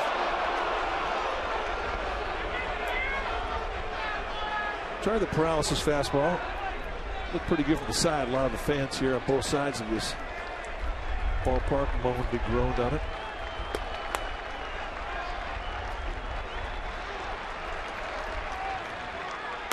Got him.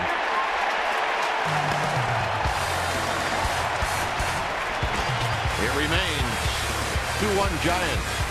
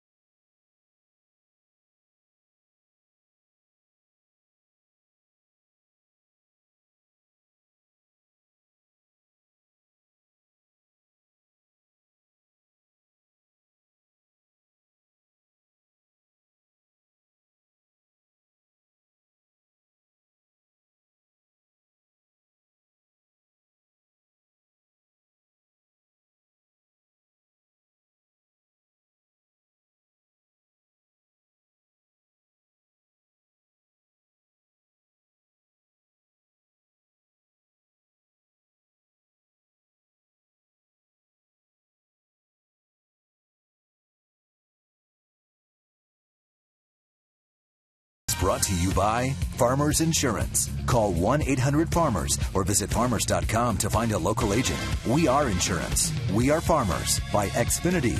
TV, phone, and internet. Reinvented. And by Jack in the Box. Right now, get the All-American Jack Combo with fries and a drink for only $4.99 plus tax. Here at AT&T Park, the Giants with a 1-run lead. A 2-1 lead as Pablo Sandoval will bat first. Sandoval watches the first pitch sink low. 1 ball and no strikes.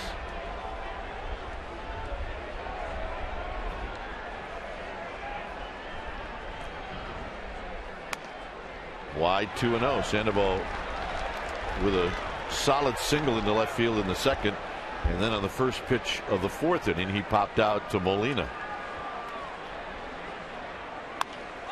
Pops this one up. It'll be Terrio doing the pop-up dance. 1 out. And here's Burrow.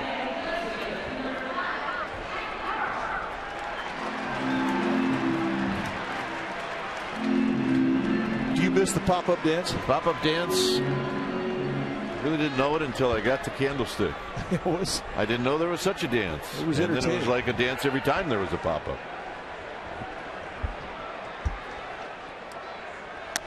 We always figured that the team that hit the most pop-ups would win. That is not an exaggeration. The 1-0 to Burrow, and he takes it low, 2-0. But Candlestick's the only place I ever saw where a pop-up would get hit and 7 guys would call for it.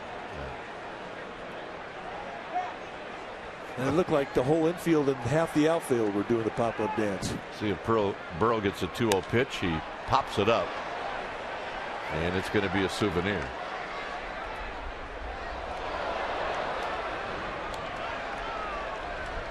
But pop-ups can be an adventure here at AT&T as well. Yes, they can. So I think a little bit of Candlestick came over here, and I think it came in the shape of the pop-up dance.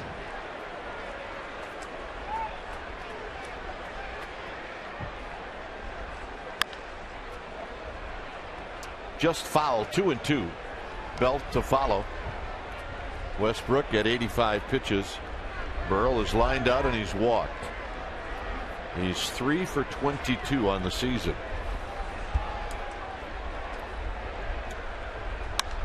Into center field. Rasmus back. Rasmus back. Out of here.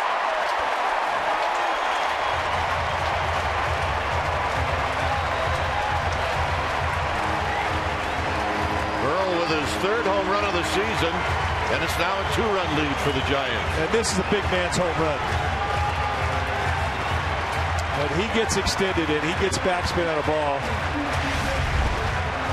he can hit it as far as anybody. But you never really truly trust this ballpark, even if you hit it like this. But on a day where you get a little carry out the center, see you later. And that was a big boy home run. Here's Belt. Belt takes one low and in. That'll feel pretty good.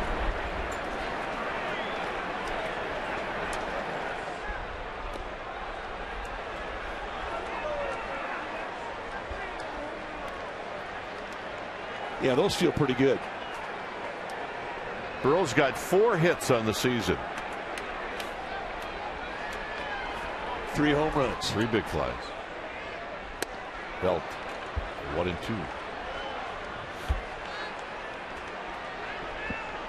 Belt is seeing a steady diet of those breaking balls out of the inside corner. Yep. And it's going to be up to him to take that scout report away from the league. But until he does, you're going to see a lot more. 2-2. This is a show me league. Show me you can adjust.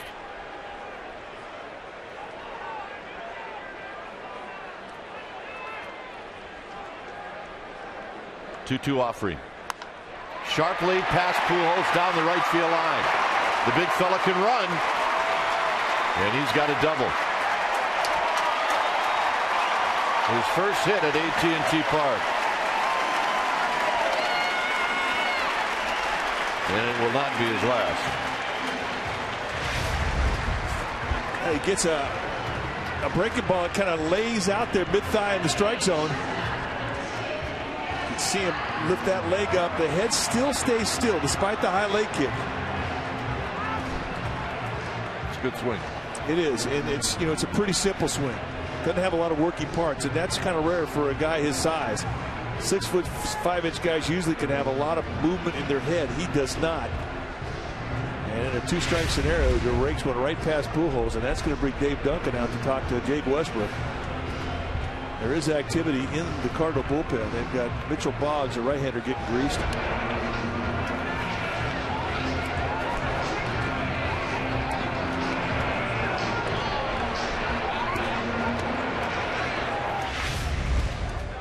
Pat Burrell getting a gift from a sinker ball or a pitch up, and that's exactly what you look for, a mistake up. And he lets you know that he's got big-time power. Tejada standing in, a run in, Belt at second. Tejada takes a strike. Tejada, you can see just a little bit of Tejada's body language about second-guessing himself about, I'm going to take the first pitch. What am I doing?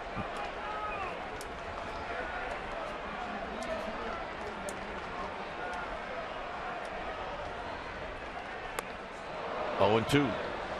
You take the strike and swing at the ball below the strike zone. Isn't that the way it goes? And then you're thinking, I'm playing this game backwards, for crying out loud. Yeah. And those are exactly the conversations you're having between your ears in the batter's box with yourself.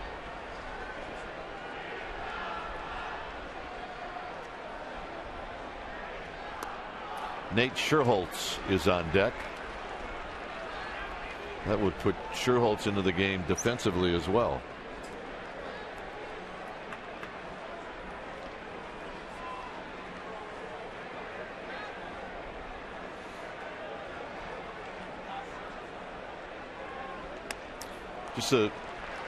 Here's the double action in the bullpen. Trevor Miller, the left-hander, now has joined Boggs.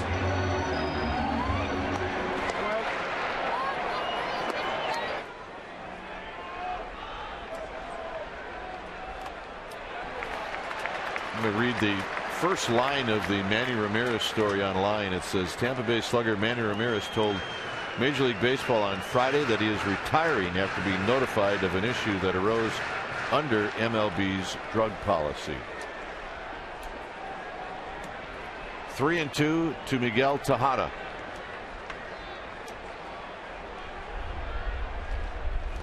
And Tejada goes around.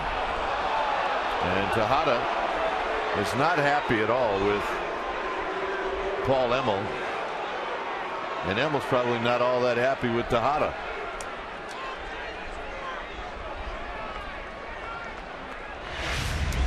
Well, did he go? Yep. Bat head comes out across the plate. Most umpires are going to do exactly what Emmel did. And that's the thumb.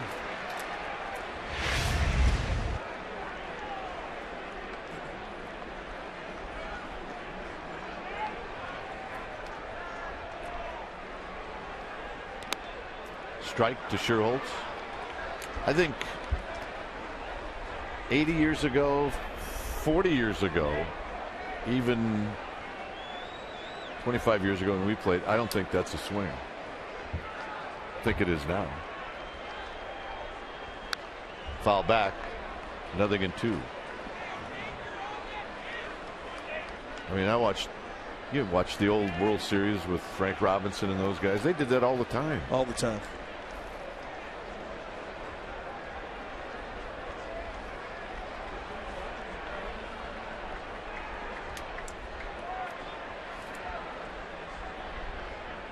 And if you're watching, Frank, I'm not singling you out. Yes, you are. But on this particular moment, it sure sounded like it.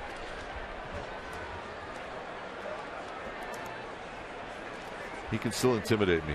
I noticed that. There were 6 disclaimers in that comment. 1-2 to Nate Scherholtz.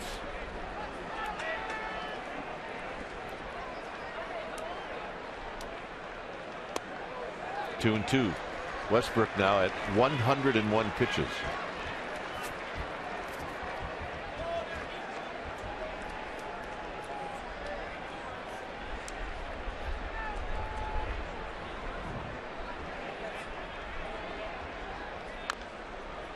Sherholtz swung at a pitch I don't believe was a strike. It looked like it was maybe a couple inches inside. You can't take a chance, though. I mean, Westbrook's got a really good front door sinker, and if you give up on that thing too early, you will get burned on it.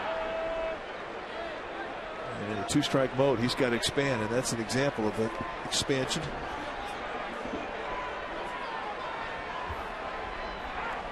It's not an easy thing on your thumbs. Wow. And I think that was Molina. I don't think that was Sherholtz. Well, Westbrook, like any other pitcher who's been around the league for a while, is not happy with that. You like to get your motion going. You do not like to stop, and it hurts.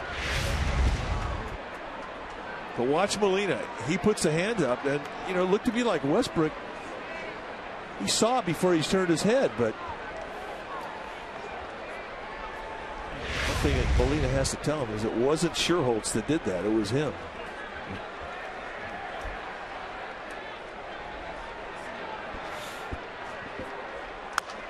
Slowly hit, charging Theriot. His throw is offline. Sherholtz aboard. Well, Sherholtz is going to put speed on the play, and that will make an infielder, especially on the left side of the infield, have to hurry. And it was going to be a tough play because it just was not sharply hit. And Theriot throwing high, it takes Pujols off the bag, and the Giants get a break. Look at the back foot. The heel comes off. And Paul Emmel, the first base umpire, says, Good call. Here's Andres Torres. An RBI opportunity with runners at the corners. Outside, 1-0. This will be the last hitter for Jake Westbrook, no matter what happens.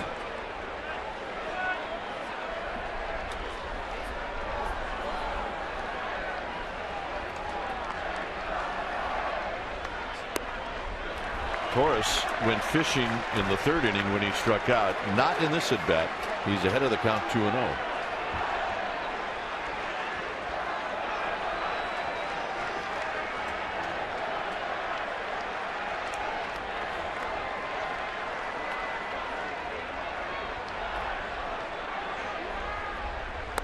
Three and 0. 2-0 changeup. That's respect.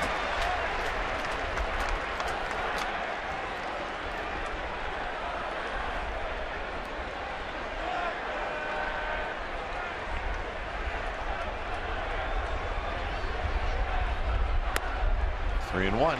Torres took that one. If he likes the next one, he will not be taking.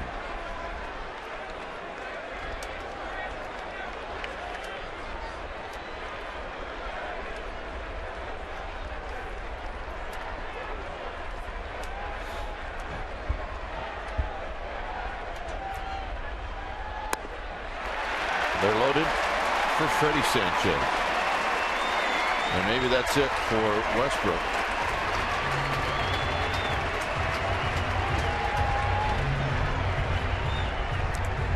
When it's time for a change, think Speedy. Oil change and tune-up. Your oil change tune-up and smog experts. We'll be back.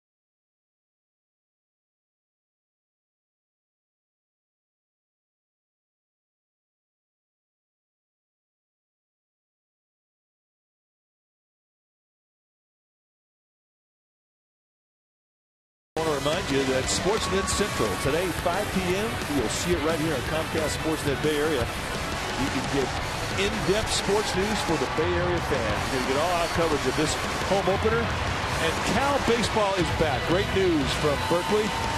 And is the Bonds trial over? We're going to find out. It's one of the parties that's going out in the Cove. Is Freddie Sanchez will face Mitchell Boggs.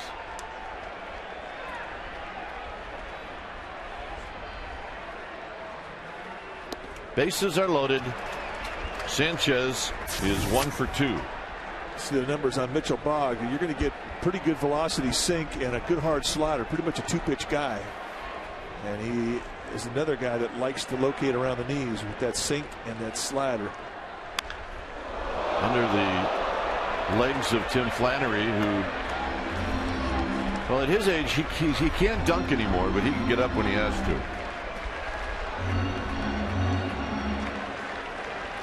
Yeah, he's still agile and spry.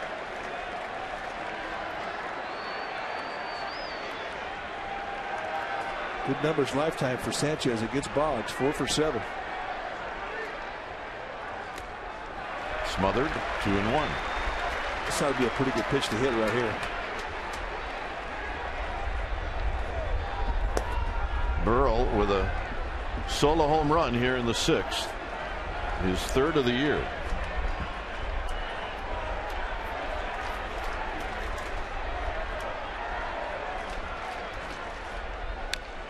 Two and 2 as Boggs comes in with a 95-mile-an-hour fastball. Pat Burrell, Mark DeRosa talking things over. It's going to be a conversation about baseball. That much I can tell you. 2 and 2.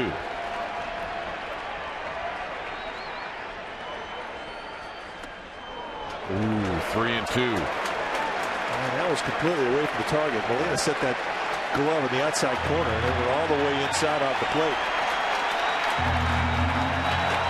Belt, Scherholtz, and Torres will be on the move on this 3-2 pitch as this crowd stands in unison. 3 and 2. A little flare out to center field for Rasmus, and that'll end the inning. Giants pick up a run on the Burrow home run, his 3rd of the year. Straightaway center field. It's bye-bye baby, and it's 3-1 Giants.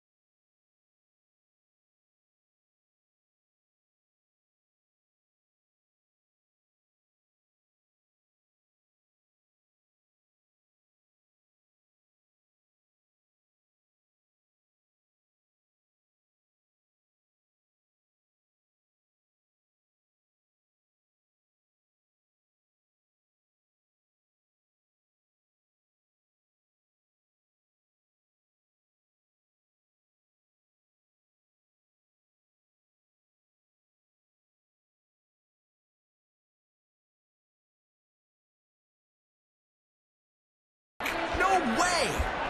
Our Toyota game summary brought to you by your local Toyota dealer.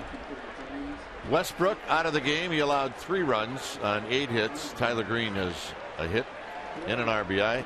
Miguel Tejada and Pat Burrow have hit solo home runs. Sanchez win 5, allowed 4 hits, an earned run. He struck out 7. That's our Toyota game summary.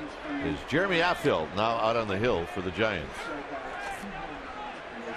And he's facing Berkman, and it's the ball 1-0.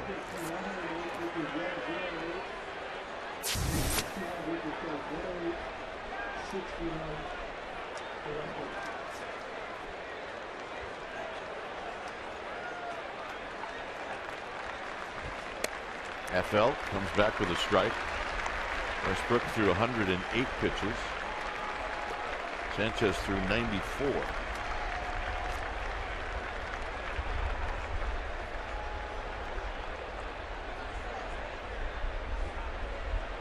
One ball and 1 strike. Top to Tejada. Tejada will wait on a bit of a tricky hop. 1 out. Aubrey Huff in left field. Sherholtz to right.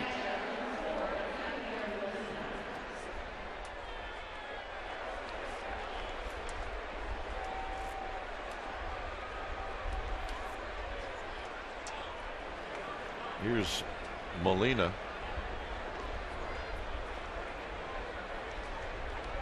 Aubrey Huff's really been steady all spring long, getting ground balls with that good hard fastball he's got. You don't see that many lefties that can come in and get you sink, but he is one guy that can.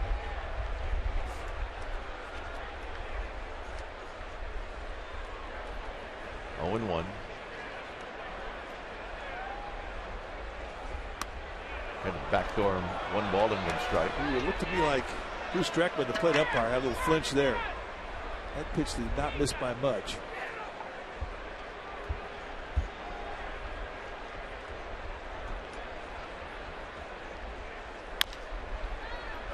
Sandoval. 2 down. All right, Amy G is in the park. Let's check in, Amy. All right, gentlemen, most people are well aware of the tragedy that occurred down in Los Angeles when lifelong Giants fan and Bay Area resident Brian Stowe was attacked. He was in critical condition in the hospital, and the Giants have stepped up. They've already donated $10,000 to the Brian Stowe Fund. He's a dad, he's a paramedic, and they're going to need your help as well. And so the Giants are dedicating Monday's game here at AT&T Park against the Dodgers to the Brian Stowe family. There's multiple ways that you can donate if you're not coming to the game. They're taking money at the gates. You can also donate online, or you can write a check. And we're going to put up a screen with all that information, but if you do not get it, just log on to csnbayarea.com for all the details. Help them out, guys. All right, thanks, Amy. Very important message, as that's bunted foul. Now, Brian Stowe was supposed to be here with his buddy Corey Maciel, and see Corey on the right here with John Stowe, Brian's cousin, and they brought a picture of Brian, and those were his seats that he was supposed to be sitting in. Very emotional day, as you can imagine, for these two guys. But we got to meet some of the support group for Brian, and it's just a remarkable group of people, and we can do nothing but pray at this point for Brian. But the entire Giants family are very much concerned for this good man who's fighting for his life.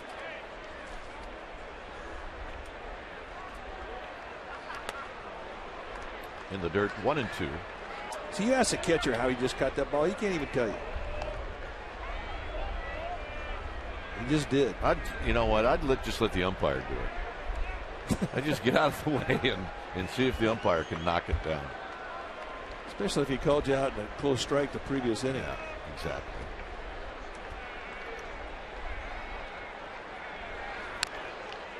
To the backstop, it stays 1-2.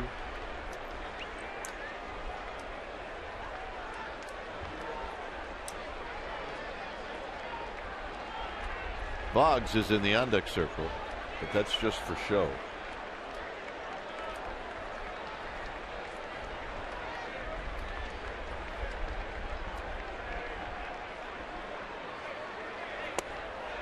Two and two.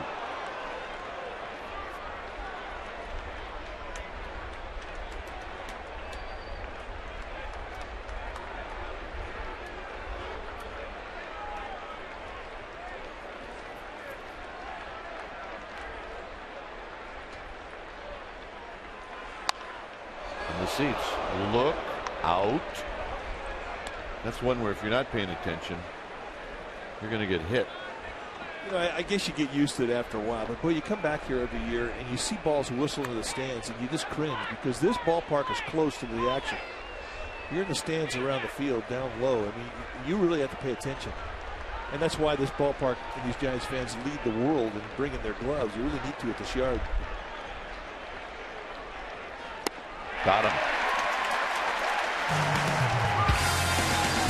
7th inning stretch time.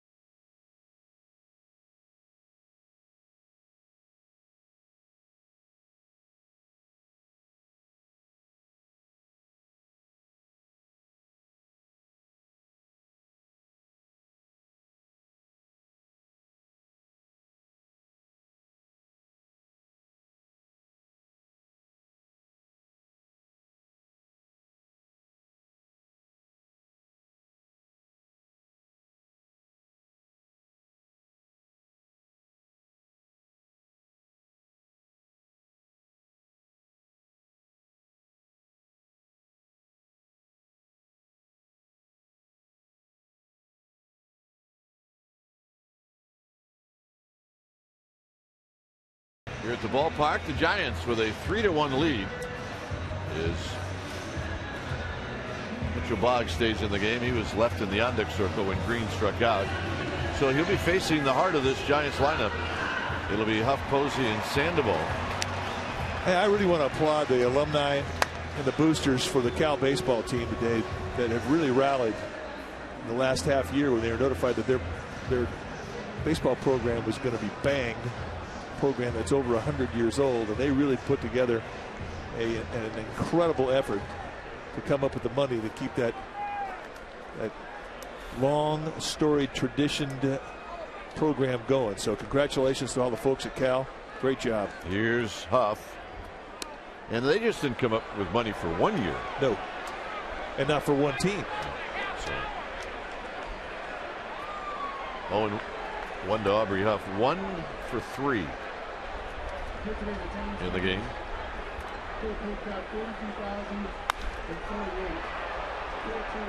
Popped into shallow center field, and it's Rasmus who makes the catch. And I think Ryan Terry was pretty excited that Rasmus was there to call him off. That was not going to be easy for the shortstop. Here's Buster Posey. And here's the pop-up dance that Kike talks about. And as a middle infielder, when you hear that outfielder call you off, music to your ears. Much more of an easier play for Rasmus. I'd like him to call it a little earlier. A little less stressful that way. Strike to Posey. He had a missile in his last at bat. Yeah, with a runner at third and 2 outs, and Freese made a nice play.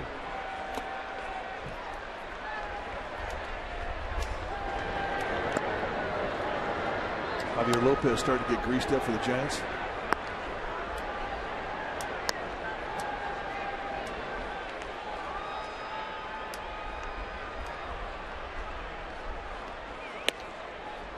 Two balls and a strike. Remember, tomorrow's game, it's a 7:05 start, but Giants pregame live is going to be at 5:30. Be in your seats if you're coming to the park by 6. Absolutely by 6. This is popped foul, and it's going to be out of play. If you're not in your seats by 6, a shame of you. All right, there's the winner. Andres Torres fan.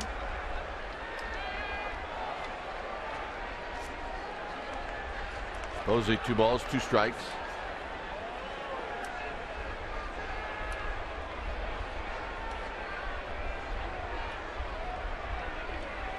Got him right underneath his hands.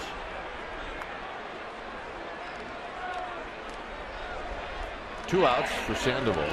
Doesn't see it too. You won't see it too often with Buster Posey going out of the strike zone to chase.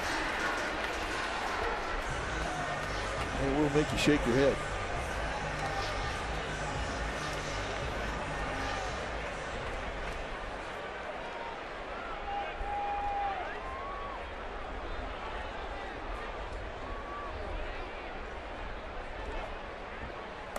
Sandoval is single. He's popped out twice.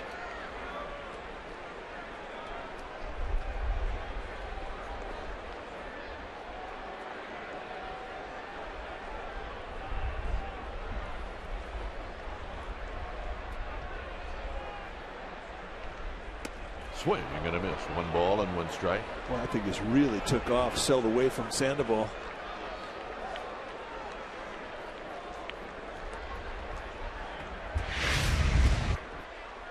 Starts on the outside corner, and look at the movement, just run right out of the zone, and he gets Sandoval to chase. That was like a left-handed breaking ball.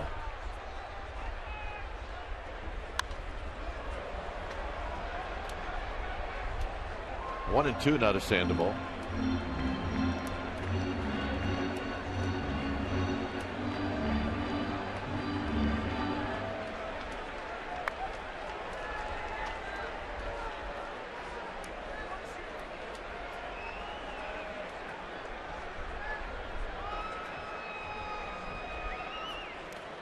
Take 2 and 2.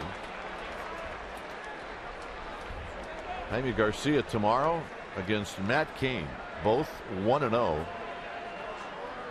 Garcia's start this year, he went 9 innings, 4 hits, 2 walks, 9 strikeouts against the Padres. Not a bad start. He's got great stuff. It's going to be a well-pitched game. Be a good duel. Matt Cain.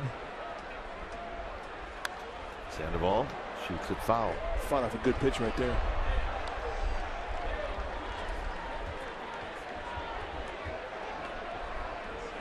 Yeah, that banner, that orange banner right there.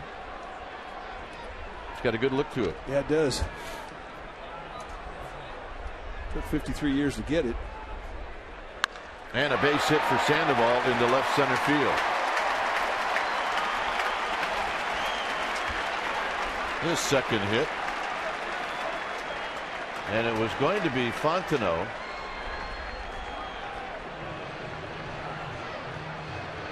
And now it's going to be Affeldt. Well, judging upon the inning that Affeldt had at the top of the 7th, Bruce Bochy's saying, I want him up in there for the 8th. 2 ground balls and a strikeout.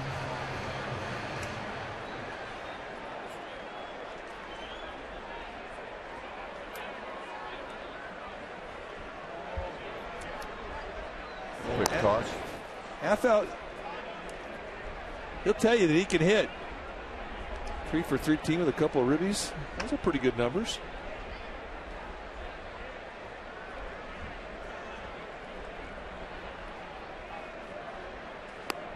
Well, right before the Giants stretch at home, for about 20 minutes before they stretch, he will walk around with a bat in his hand.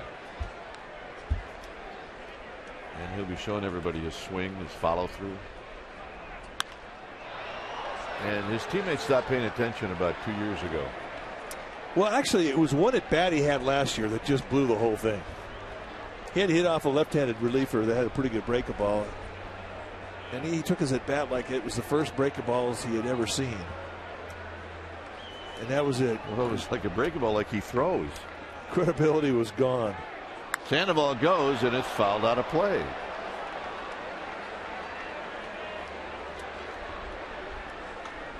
Now let's take out that and look at the hack of Jeremy Affeldt. And he's got some skills.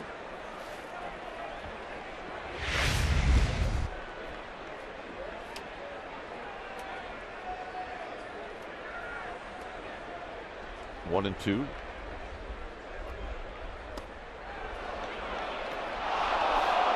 Affeldt goes around. Eighth inning coming up. Some kind of skill. I don't care.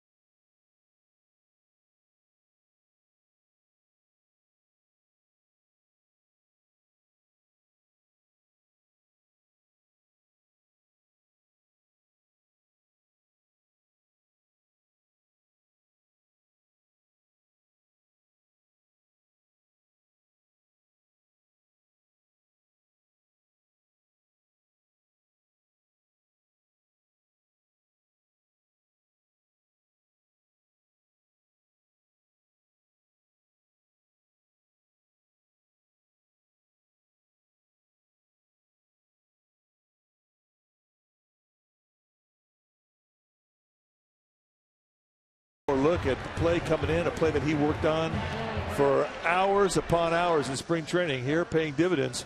That's our Home Depot. More saving, more doing. That's the power of the Home Depot. Pablo Sandoval, a nice clean game today with the glove.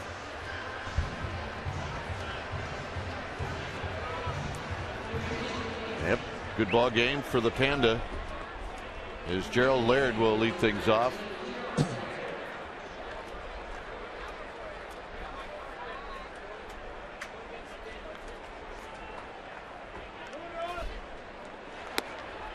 First pitch strike to Gerald Laird, who is 0 for 5 on the season.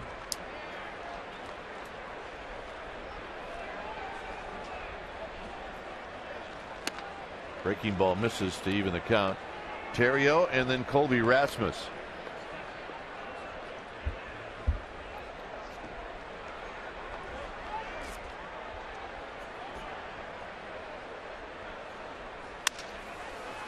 Tough hop. Tejada in the dirt. Bell got him. How about that doing more on defense? Wow. Wow, indeed. And I'm talking both guys. It was not an easy hop to the backhand to Tejada. And it was darn sure not an easy pickup for Brandon Bell on the other side of the play. A two-hop seed that came up on him. And here's the low throw. And folks, that is a big league play. If you're Tejada, free dinner for Belt. Yeah, you want to walk over to this big 6'5" rookie and give him a kiss, because that was not an easy dig. He put his glove down like you see a goalie. And, in hockey. Start out low, and the ability to come up. We're talking about low where your glove is. If you start your glove up high, it's almost impossible to go down. Well, I mean, he looked a lot like his mentor on that play, JT Snow. Yep. Again, he doesn't get that backdoor breaking ball. Not missing by much.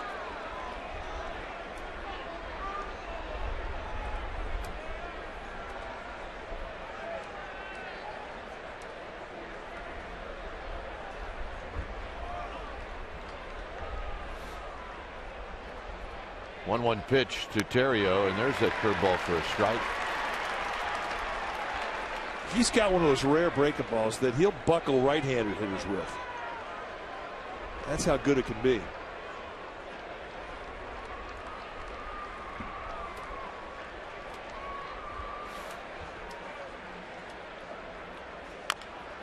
Top foul.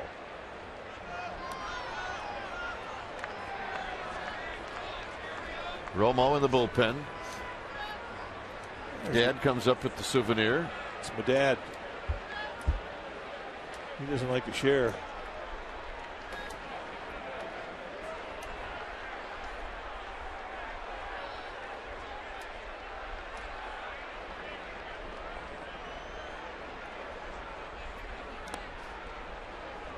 Two and two.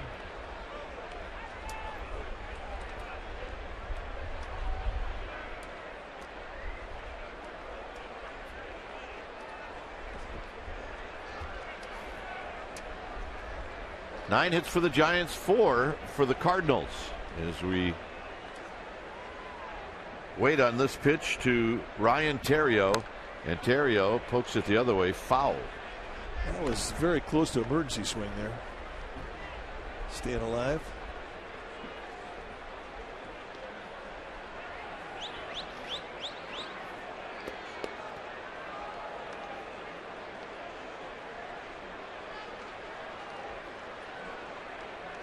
And Romo, as I mentioned, getting loose.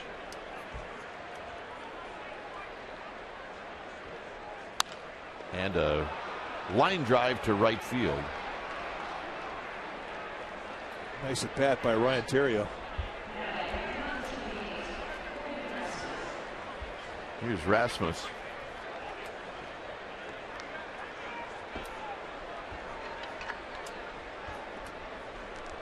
Rasmus has walked and he singled twice.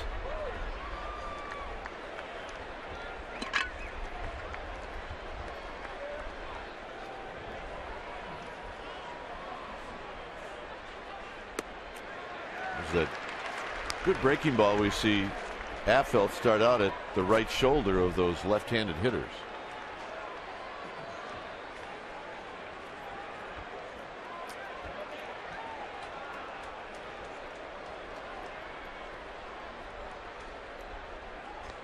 And there's a fastball high. 1 ball and 1 strike.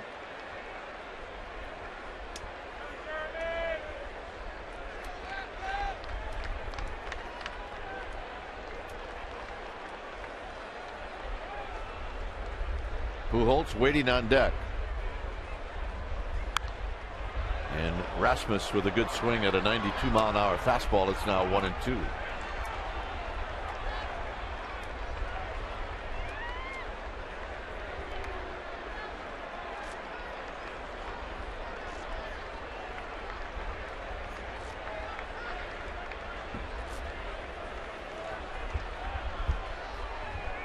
Runner goes, and it goes to the backstop. So it'll be a stolen base for Terrio, his 2nd of the year.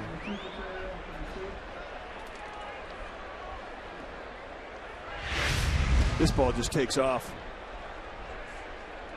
And it looked to me like Posey got a little glove tied. Got turned around.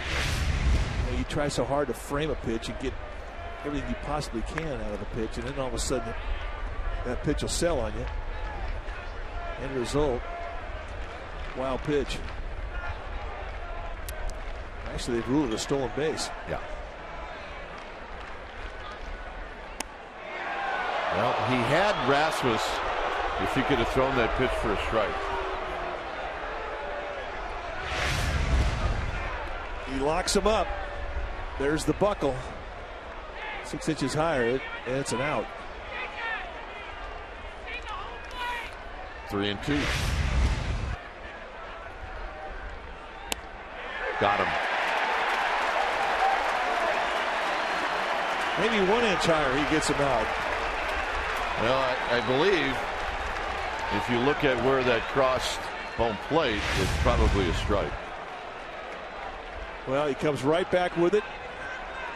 And Buster Posey sticks it. And Bruce Dreckman says that's the one we're looking for.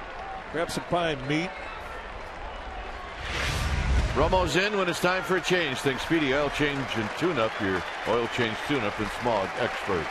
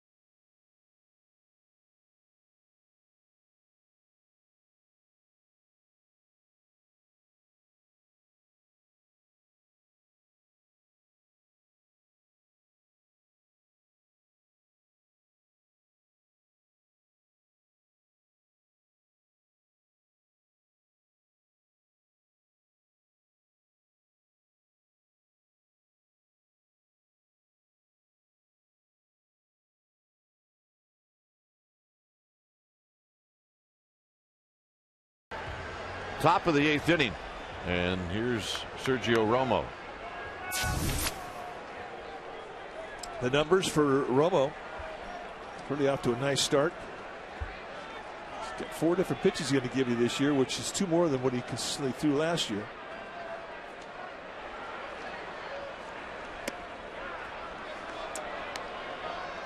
He has faced Pujols just a couple times. Pujols 1 for 2 with a walk. The one hit a single. Sink that fastball. Big sweeping slider that he can lower his arm angles on, and now throw a sinker and a changeup.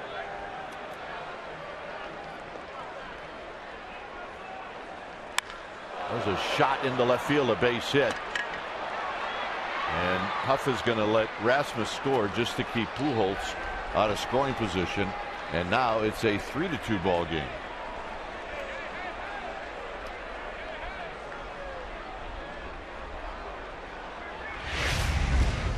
Now, he had some count leverage sitting in a 1-0 count. The fastball kind of goes away from the intended target, goes up and in. And Pujols just smothers it.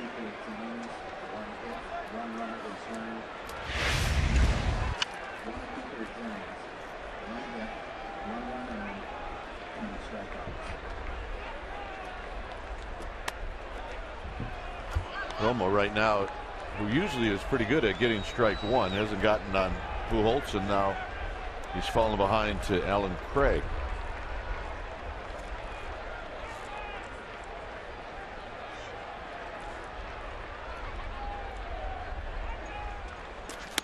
And there's a strike. That evens the count.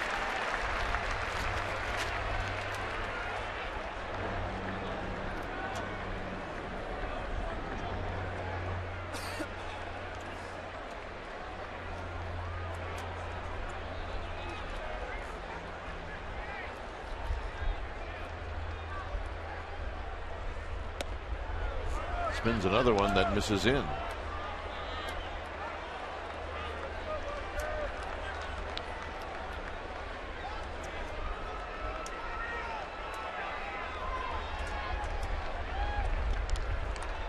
Giants 3, Cardinals 2.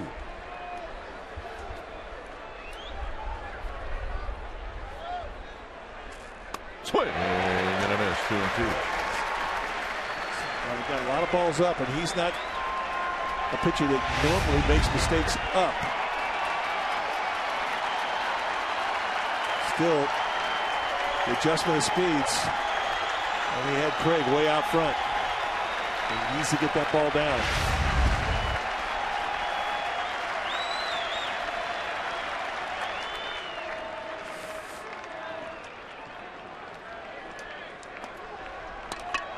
Pujols, he will sneak attack you once in a while, trying to steal a bag, so you got to keep an eye on him.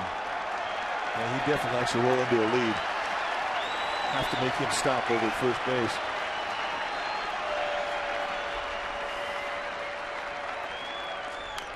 Just the piece of it as it rolls slowly to the backstop, and it remains 2 balls and 2 strikes. Better location. 42,048 here at the park. The home opener for the Giants, a Friday afternoon.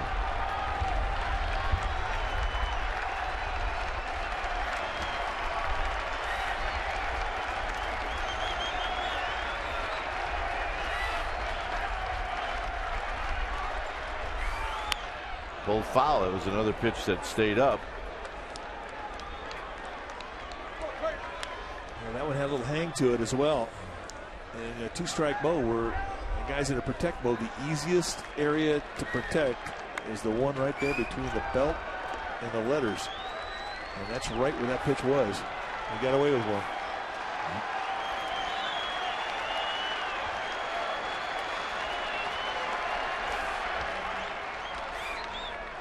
And those throwers are all being called by Bochy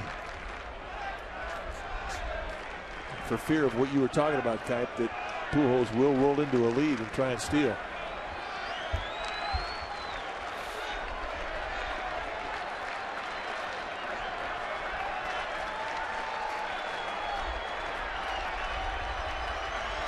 Pujols started to go, stopped, and he's going to steal second. Wow.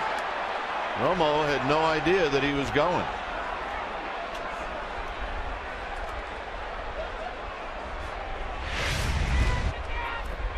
Well, there's the break, and Belt screaming at him, but he'd already made up his mind that he was going to come home.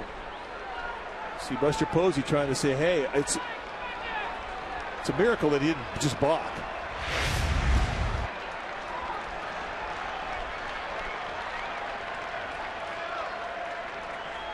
Got him. So it didn't matter. 3-2 Giants.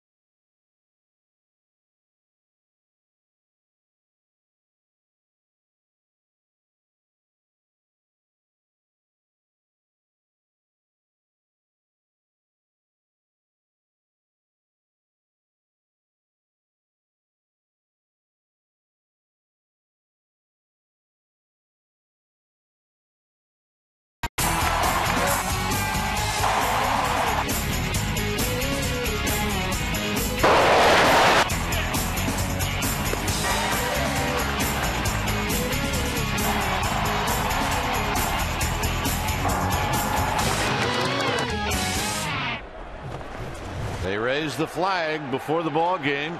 Is Trevor Miller throws to Brandon Belt, and the first pitch is down low. Miller, the lefty, facing Belt, and then Tejada,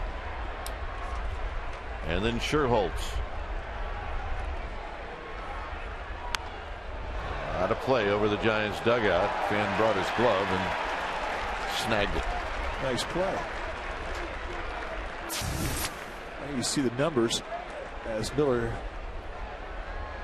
is a low 3/4 sidearm lefty. Big sweeping breaking ball, little sink to the fastball.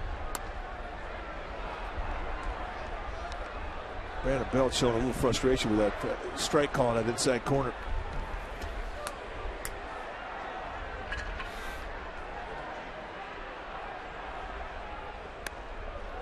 Ooh, good pitch.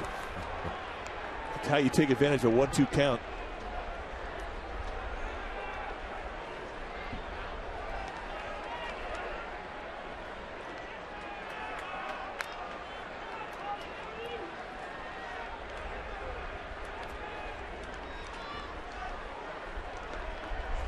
Belt doubled in the 6th inning. He doubled down the right field line.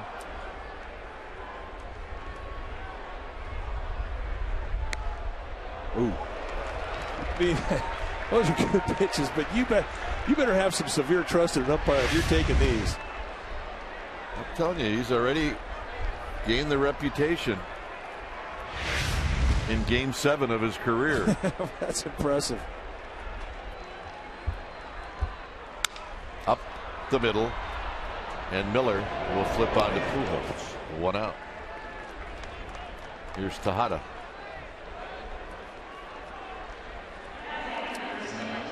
Now the Dodgers are coming to AT&T Park next Monday, Tuesday, and Wednesday. Monday night is Magnet Schedule Night presented by AT&T. The first 20,000 fans are going to receive a Giants 2011 Magnet schedule to put on your refrigerator. If you want tickets, all you have to do is go to sfgiants.com.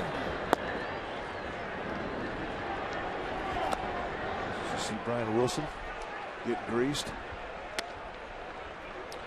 Tejada's faced Miller a couple of times. He's 2 for 2.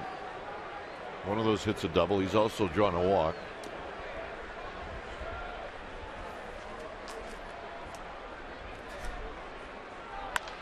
Hits it on the ground to Terrio. 2 outs. And Nate Sherholtz will hit.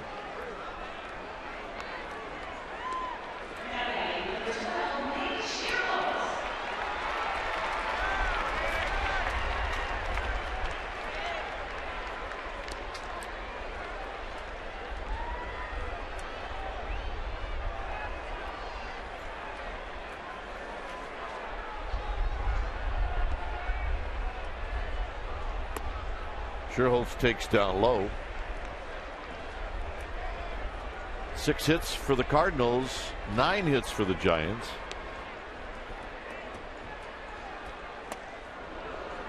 Giants have had 2 of those 9 hits leave the park, Tejada and Burrell.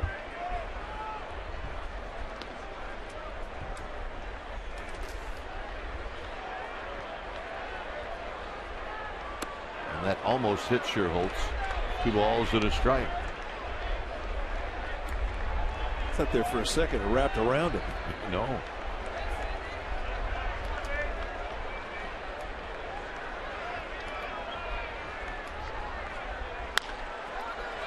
Pujols will flip it to Miller covering, and we will go to the 9th.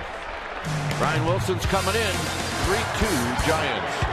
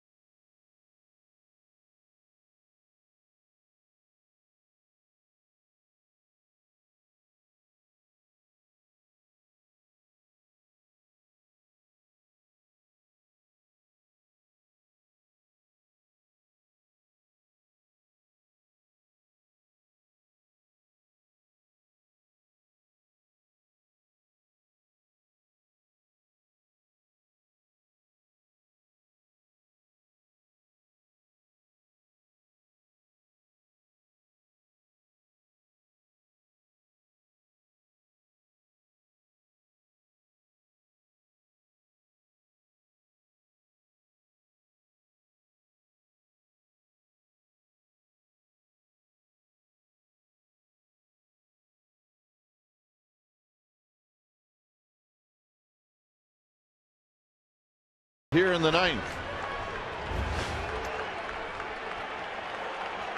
You see the numbers of his first appearance in San Diego on Wednesday.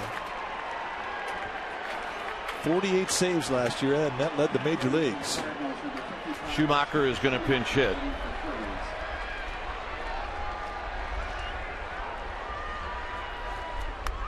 And a strike on the inside corner.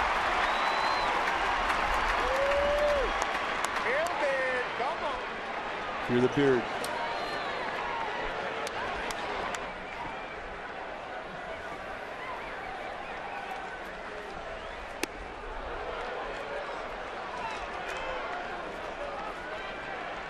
Schumacher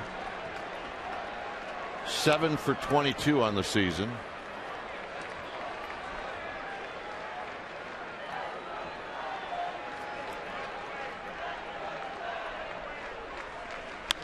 Out of play, it's 1-2. 95 on the fastball. Definitely got more fastball than we saw him have last year. Rowan's now in left field. And when I say last year, I mean the month of October, he didn't really have his great fastball that he had earlier in the year. But we saw him 95-96 in his first outing in San Diego.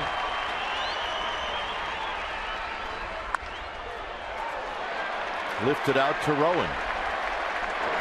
Get in the game. The ball will find you. 1 out. And here's Berkman.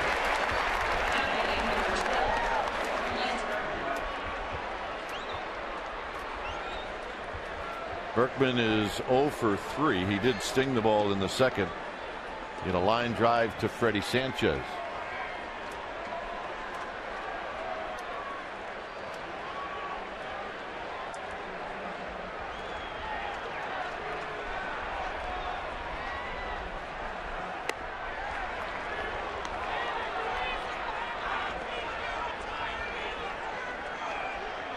Giants 3, Cardinals 2.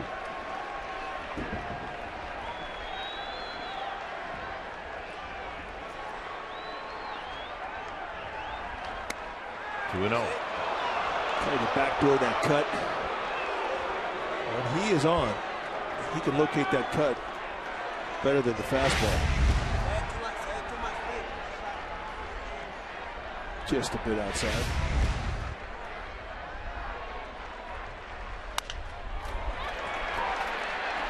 Freddie Sanchez, 2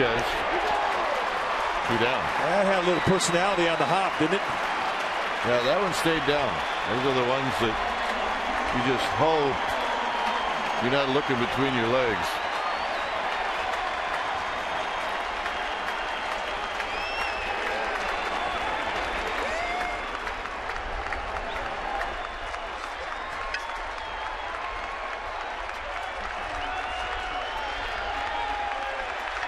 Here's Molina, hitless in 3 at-bats.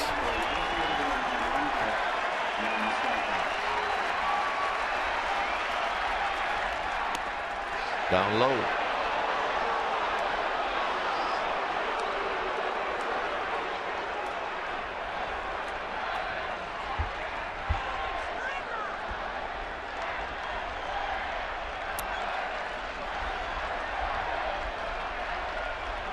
Wilson in the 1-0 pitch to Molina. Swing and a miss. 1 ball and 1 strike.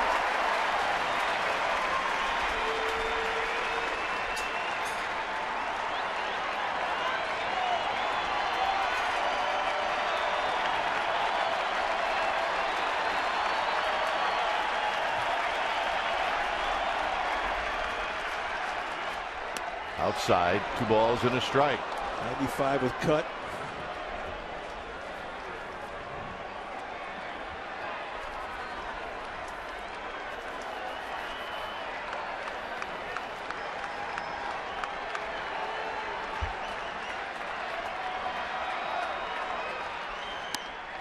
Three and 1.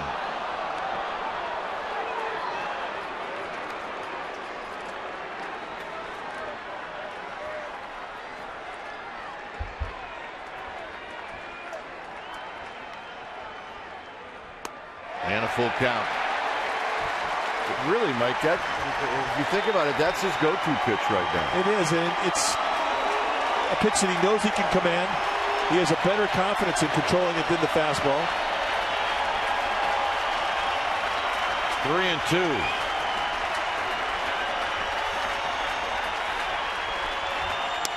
And he walked it. Good eye there by Molina.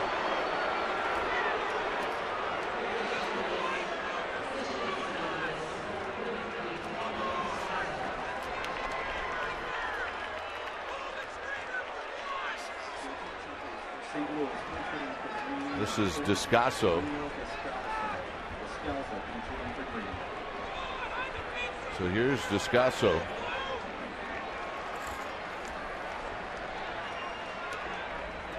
He's 2 for 10 and 0 for 2 as a pinch hitter this year. Well, you got to know his heart's pumping. He's a local kid with the UC Davis.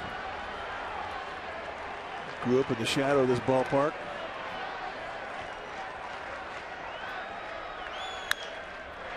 Slowly hit in between hop. Tejada not in time. That'll be an infield hit. You could see the hops and how they were going, that it was going to be tough for either infielder. If Molina or if Tejada goes to the bag and covers, I think they get the force on Yadier Molina. I think Freddie Sanchez was there, so a break for the Cardinals. Here's John Jay.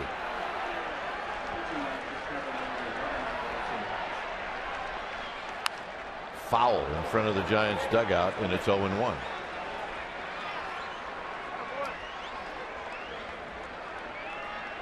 Posey will go out and have a word.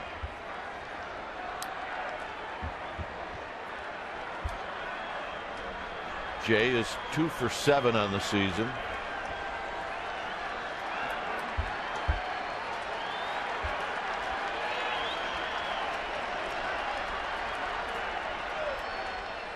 Inside, and it hit him, and they're loaded.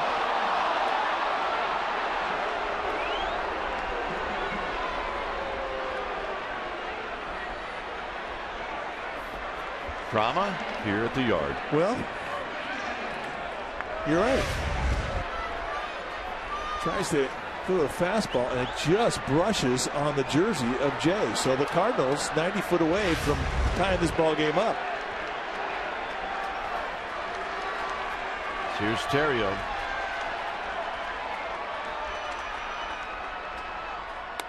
And a strike, and it's 0-1. Terrio 0 for 5 lifetime against Brian Wilson. Molina, Descasso, and Jay are your base runners. Out of play, 0-2. 96, that fastball. A little reach back there with that velocity.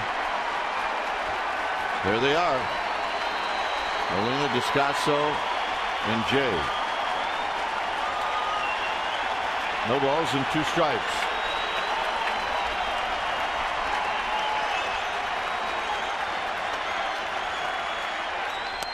One and 2. Trying to buzz him across the letters with an elevator fastball.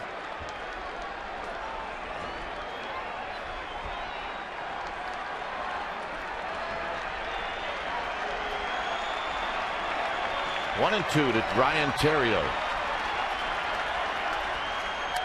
Foul back. Terrio had a pretty good rip. Got away with one there. They wanted to elevate him again. That just got a little too much strike zone. That dropped right down there at the belt. They want this about 8 inches higher.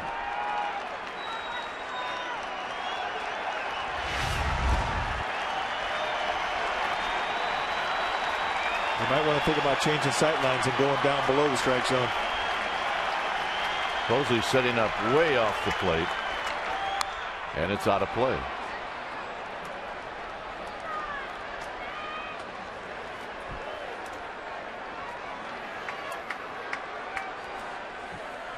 Sherholtz very shallow in right field. Torres pretty shallow in center. Rowan about straight away in left field, and it stays 1 and 2 to Ryan Terrio.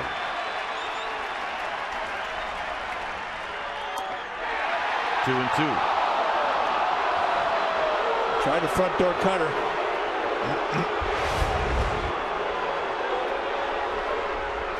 A little high, a little inside.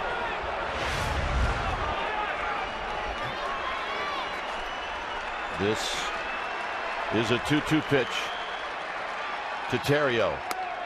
Full count. And now we've gone the distance. This started out 0-2. And Terrio has worked it to 3-2. And now the runners will be on the move. This is just like old times. 3 balls and 2 strikes. Foul as he dribbles it third base side. And it was that cutter. He's got a great confidence in that pitch and being able to control it. Giants are now getting more activity in their bullpen. Ramon Ramirez heading down to start getting greased up. Yeah, this is already 25 pitches for Wilson. 3-2. Here we go. Fouled again. And he threw it again. 42,048 are standing. They're trying to end the day on a winning note. And it's been a fabulous day so far. 3 balls and 2 strikes to Ryan Terrio.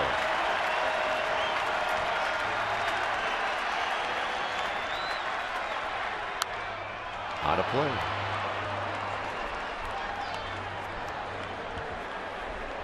Again, the payoff to cut fastball. And this so far has been a 10-pitch at bat. With 6 foul balls.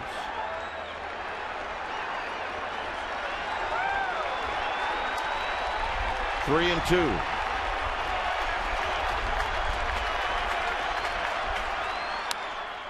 Out of play. This is working its way towards the Kaz Matsui at bat last year against the Astros. Same situation.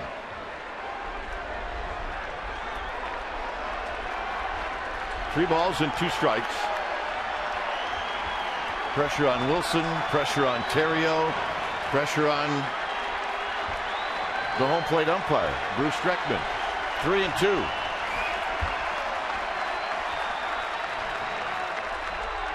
On the ground and a base hit to left field. And the Cardinals take the lead here in the 9th.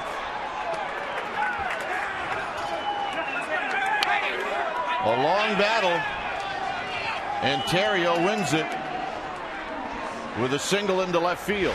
Well, you had to bite off some strike zone. You had nowhere to go. Bases loaded, 3-2 count. He goes to the inside corner, and Terrio, with a spirited at bat, finds a hole on the left side and gives his club a lead. And you talk about playing a stomach punch in 42,048 people. That's exactly what that swing of the bat did. So here's Rasmus. Colby Rasmus, who has a couple of hits. Well, that's the at bat of the day.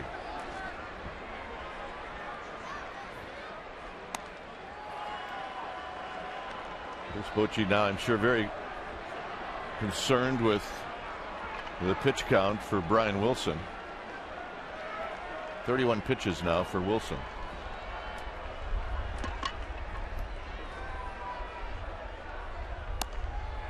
3-0. Well, he just looks rusty with the fastball. And a couple of breaks went against him. A hit batsman, Jay. A ground ball that kind of a CNI hit.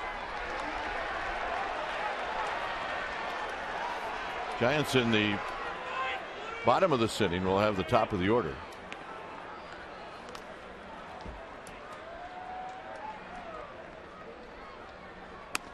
Outside, ball 4.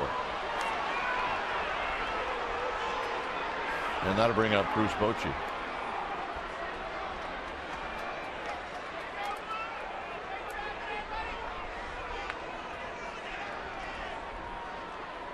When it's time for a change, think Speedy Oil Change and Tune-Up. Your oil change tune-up and smog experts.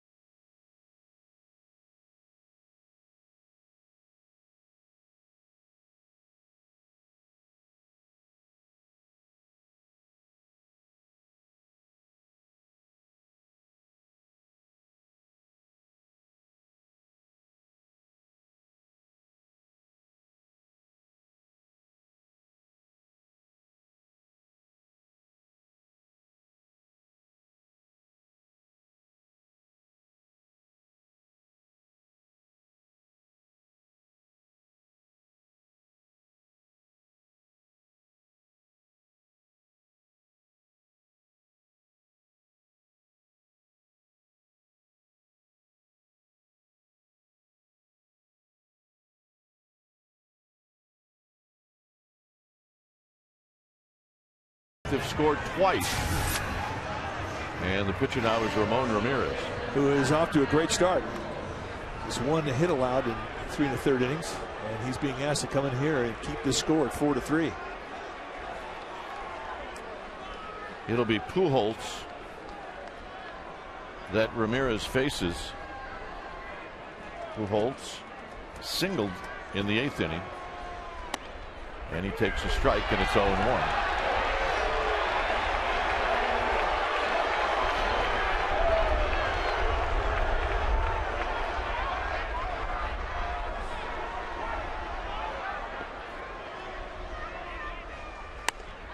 And it's 0-2. Bang, bang, inside corner, outside corner, and Pujols in a quick hole.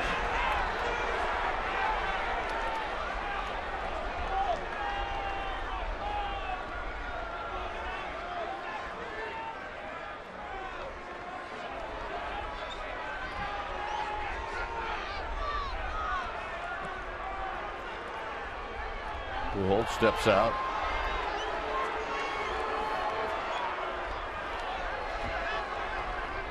Torres, Sanchez, and Rowan will be the hitters in the bottom of the 9th.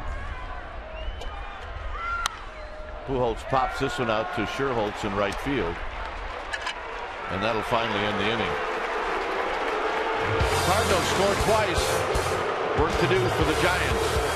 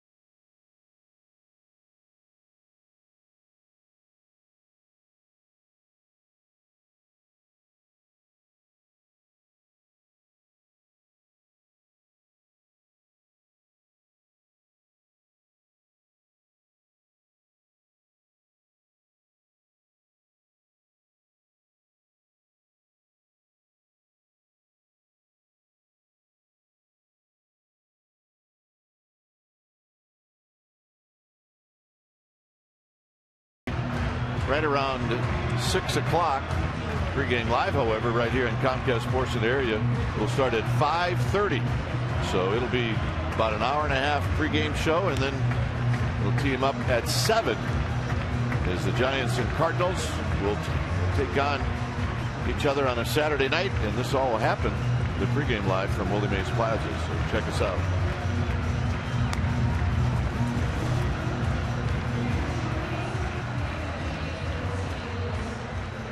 The pitcher is Ryan Franklin. He is the closer for the St. Louis Cardinals.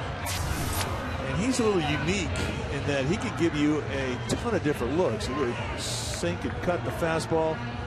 He got a slider, a split, change up, curveball. He even has a knuckleball, and I'm not making it up. But he is a strike thrower. And he has done a nice job since becoming the closer for these Cardinals.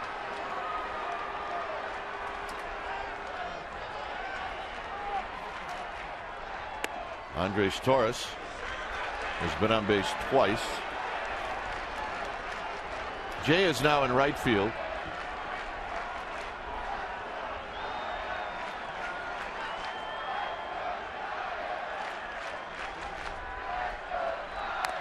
Rolled foul. Schumacher is now at second base.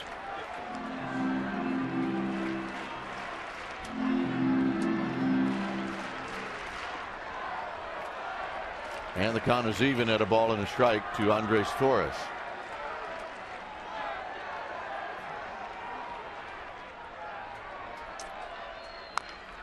Pujols right near the bag. One quick out. And that'll bring up Freddie Sanchez. Daniel Descasio is at third.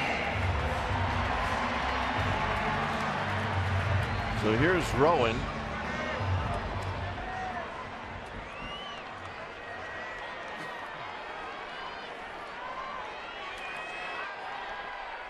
Check that. Here's Sanchez. Rowan is on deck.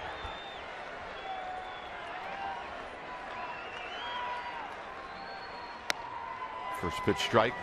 Sanchez 3 for 15 lifetime against Ryan Franklin.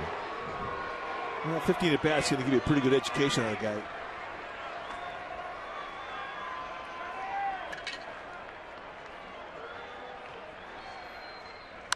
Up the middle. Knocked down by Franklin. He's going to recover and throw to Pujols for the out. 2 outs. Boy, nice recovery play by Franklin. That's not an easy play. Number one, you don't often locate the ball quickly enough to make a move. Ball hit sharply right back up the middle. He gets a piece of it. And then it's just a scamper to get over there. And he winds up making it by a bunch. Nice play by the 6'3", 200-pound right-hander.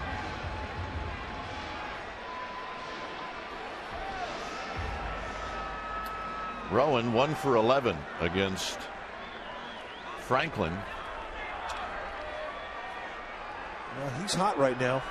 Off to a great start. 4 for 7 with a big fly.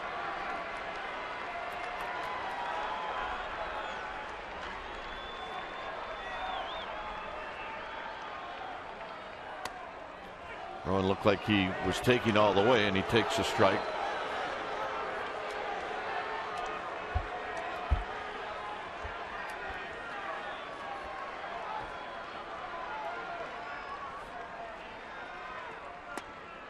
One ball and 1 strike.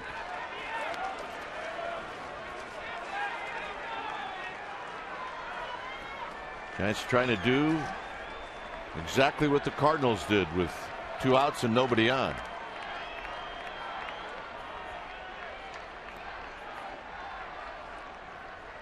Rowan with a base hit up the middle. Stay hot, Aaron Rowan. He is locked in. That's 5 for 8. And a lot of them have come in pitch hit rolls. Like it was a knuckleball.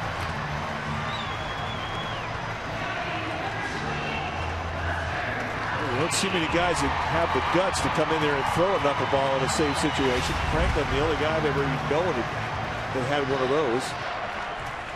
But it did not impress Aaron Rowan.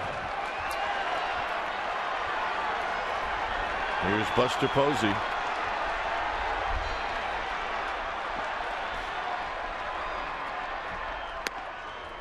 Pretty good pitch, but called the ball 1-0. Now they set the target in the inside corner. If he had set it on the outside, they may have gotten that pitch.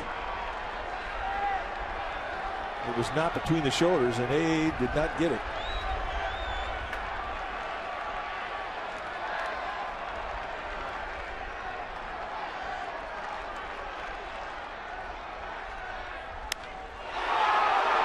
High but foul down the left field line. It's going to be hard for the Giants to get a double in this game, or in this situation, if you look at the way the defense is playing. Now it's doubles defense, and you can see it across the outfield. They are not going to give up a double. They will cut the gap off.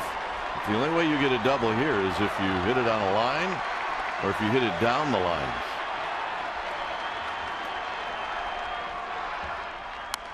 Out of play. It's now 1-2.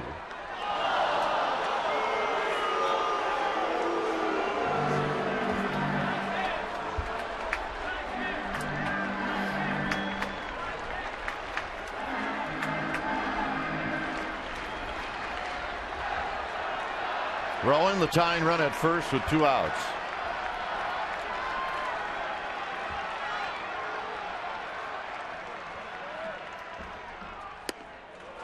Two and two.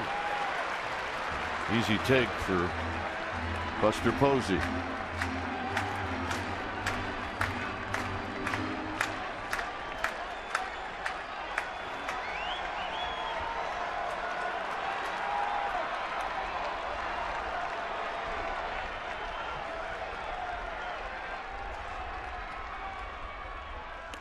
To the backstop, and the Giants will have the tying run at second base. And that's a big 90 feet.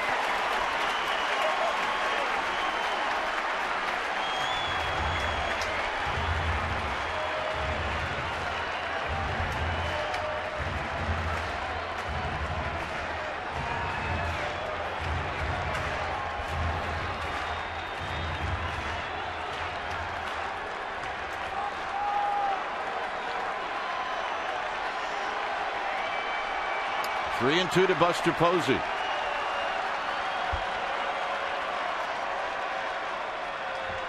That pass ball, or that wild pitch, actually brought the outfield in. No longer doubles defense. It's going to be Sandoval at the plate.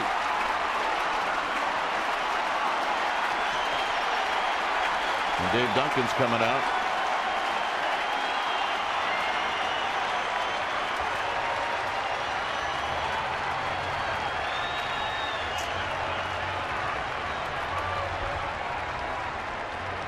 Yeah, this could be one of those meetings where Dave Duncan, who's been around this game a long time and has always been the pitching coach for Tony La Russa, he may just come out and say, listen, throw strikes or Tony's going to yell at me. Yeah. Or you may be saying don't throw any strikes to Pablo Sandoval. Well, Pablo Sandoval has been the hottest man on the planet, at least in a Giants uniform.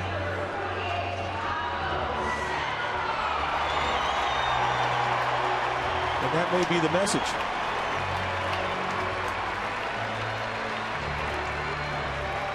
With an open base, don't give me anything to hit. Mike Fontenot on deck for the Giants. Sandoval 2 for 4.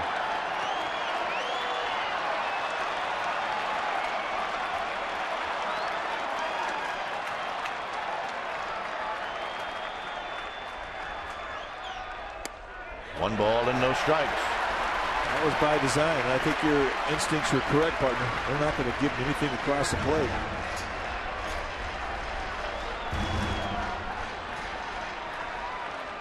At least not the first couple of pitches.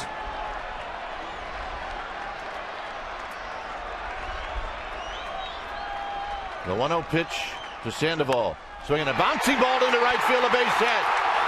Here comes Rowan. This game is tied. Well, last year that pitch would have worked. Not now.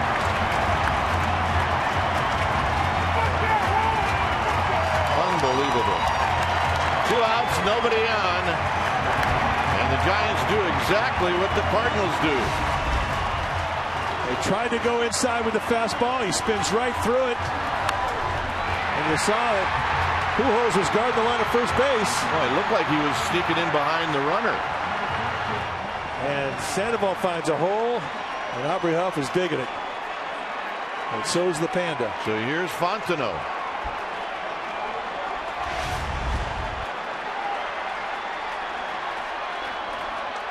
Fontenot fouled down the left field line and out of play.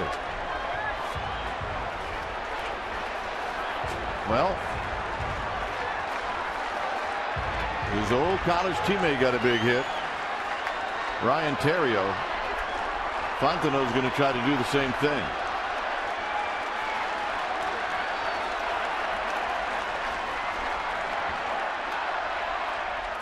Down low. Big play by Molina. Nice play by the Gold Glove catcher. Keep your eye at first base. Watch Albert Pujols. And his movement was to the bag. He was sneaking. Yep. He may have had a play on.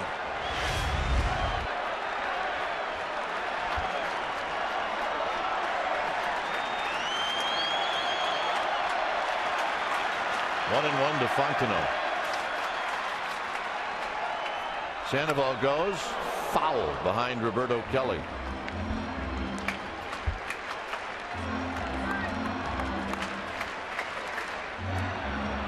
Fontenot 1 for 7 lifetime against Ryan Franklin. This is where you earn your paycheck as a catcher. Because Franklin's way ahead, and he does have downward bite on a couple of different types of pitches he tries to strike you out with. Into center field where Rasmus is going to put it away, and we're going extras. Sandoval knocks in the tying run. We will head to the 10th. 4-4.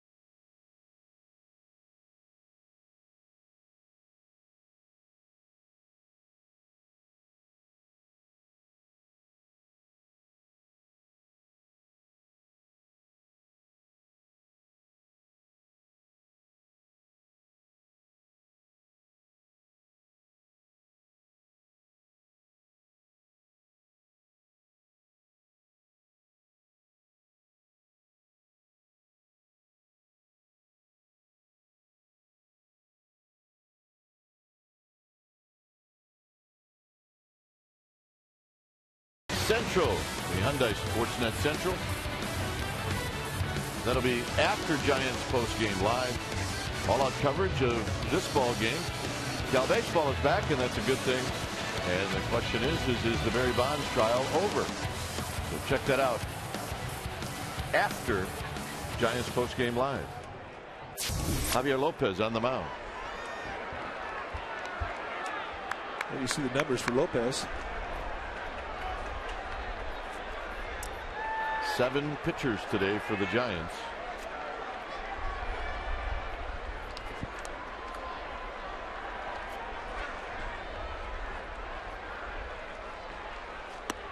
And a strike to Alan Craig. Javier Lopez One of the few guys that really has command for about 4 or 5 different arm angles. Not an easy thing to do. Greg swung at a pitch that was down low. It's 0-2.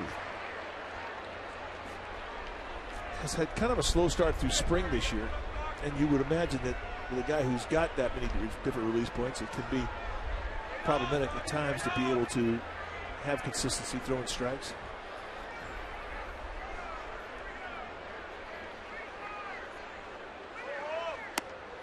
Outside, 1-2.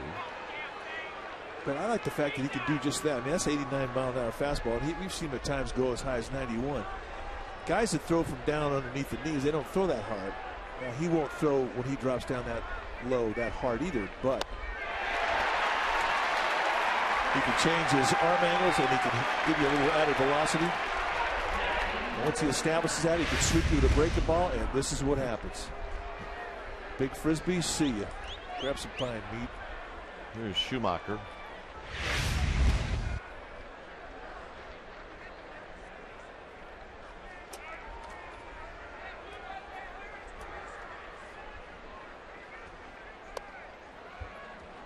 Schumacher led the inning off in the 9th with a fly ball off of Brian Wilson. Things are looking good at that point. There's a strike. 1 ball and 1 strike.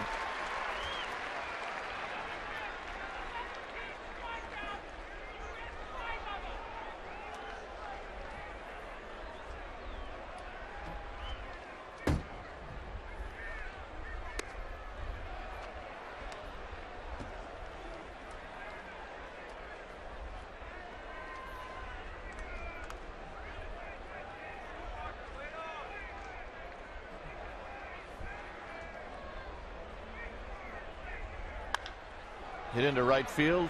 Sherholtz. Little adventure. 2 outs. Looked like it could have been a knuckleball. And Kyle Loesch, the starting pitcher, is going to hit. And the only guys that, and you watch the replay of the knuckleball kind of dance as it made its way to Nate Sherholtz. The only guy on the Cardinals bench that's left is Matt Holliday, but he's really not available yet, because he's trying to fight back from an appendectomy 5 days ago. So they're playing the guy short. That's what they're doing. Yeah. Loesch fouls it back. But Loesch, I mean, he's going to give you a spirited bat, despite that he's a pitcher.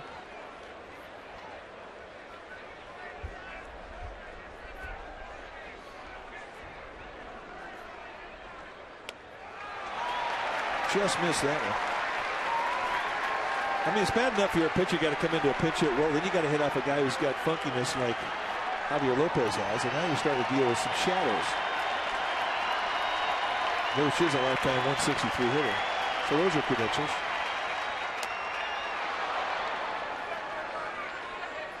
At no time last night, when Kyle Loesch's head hit the pillow, did he think he'd be pinch hitting today.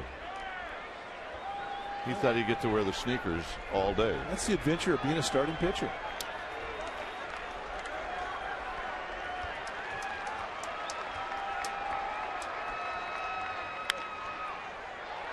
Sandoval on the backhand. Side retired. Barrington Belt is going to lead things off. It'll be Belt, Tejada, the 1 and 2 hitters, and then Sherholtz. 4-4.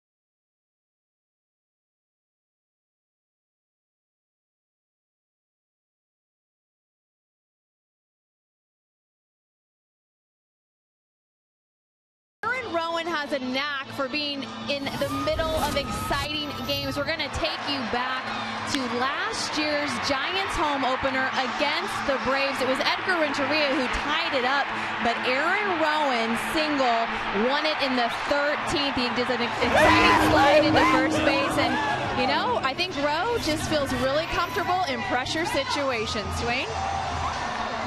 Right guy in the right spot, Aaron Rowan. I watched that celebration. Was that Eugenio Velez? Yeah, he's in every celebration picture from last year, including every postseason game. It pays to be the fastest guy out of the bench. Here's Belt. Belt is 1 for 4.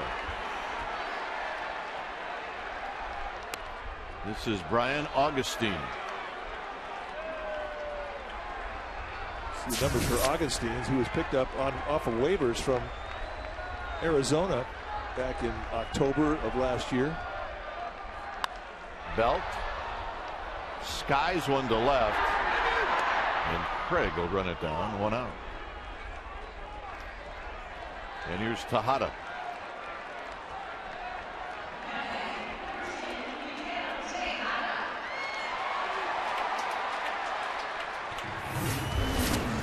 Tejada hit a home run in the 3rd inning. And a sinker from Jake Westbrook that went middle in right there, thigh high, right to the wheelhouse of Tejada.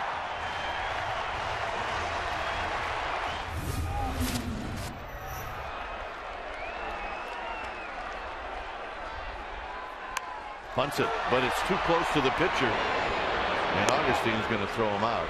Good idea, but you got to plant it down the line. And when you don't, it just wears on you. So you're saying that's a long jog back to the bench? That is, absolutely. Especially if you got power.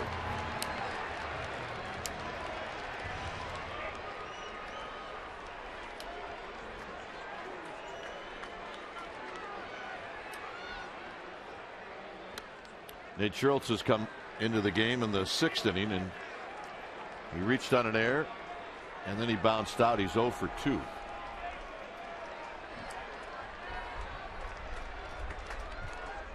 I mean, I think if you're Nate here, just try to hit one in the pond. All right. You got a man making a call. Dialing long distance operator. Come in.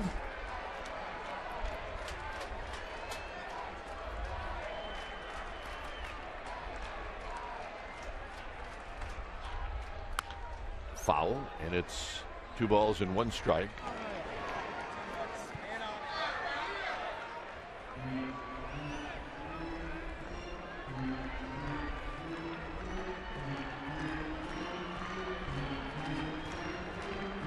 Giants were down to their last out to win the game. Cardinals were down to their last out to win the game. We're in extra innings.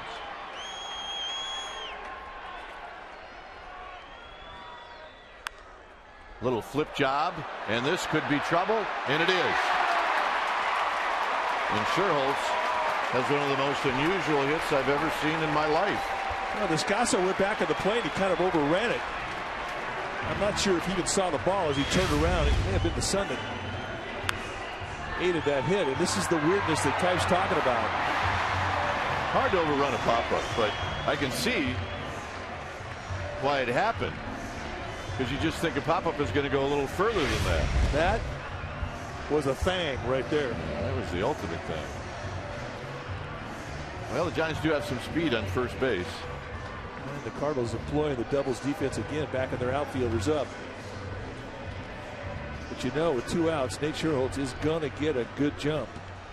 And the thing about Augustine's breaking ball, it's a little bit of a sweeper.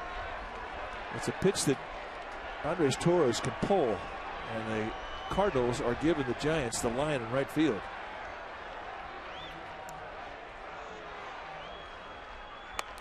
If you choose to protect Triple's alley, then you're going to get the line. And there you see they are protecting on the alley, and the line is wide open.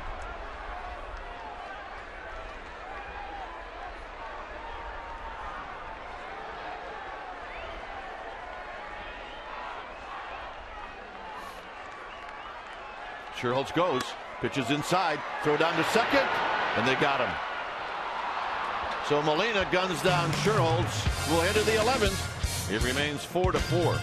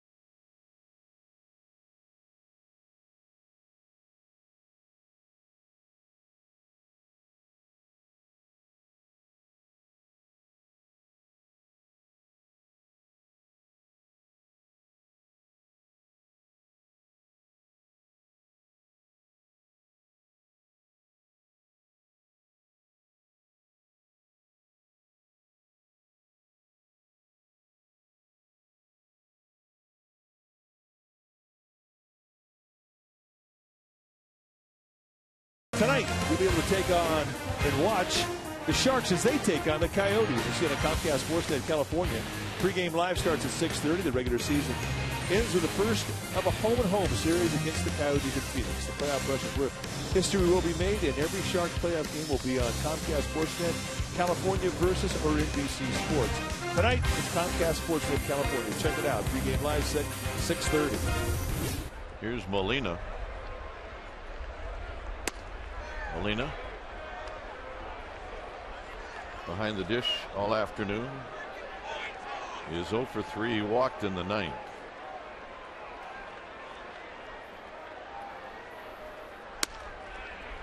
Off the plate, 2-0. Not by much. And somewhere in the Giants clubhouse, Brian Wilson is screaming at that pitch.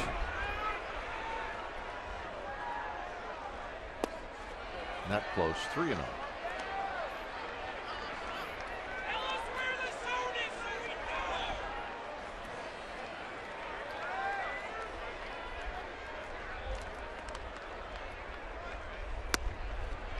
Lopez comes in with a strike. 5 o'clock. It is not going to get any easier to hit as you see the shadows come across home plate. About halfway between home and the mound. Not close. And Molina's aboard.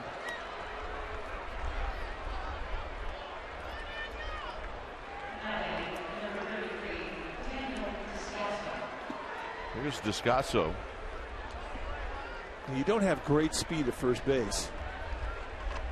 I think that may influence the decision for Tony La Russa. If he had better speed, perhaps it would be an automatic sacrifice bunt situation, but there's no guarantee that he'll do that with Molina on first.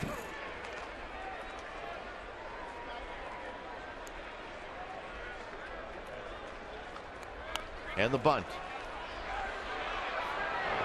And a bad throw. So everything backfires.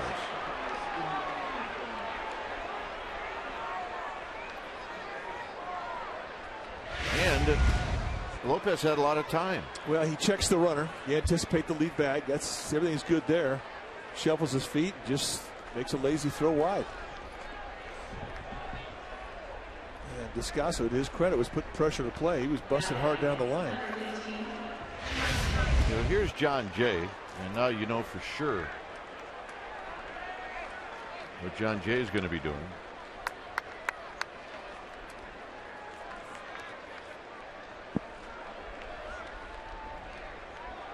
Giants are going to play hard to try and get that out of third. And you're going to see a big time crash from Belt on the first base side. Swinging and fouling, and it's 0-1.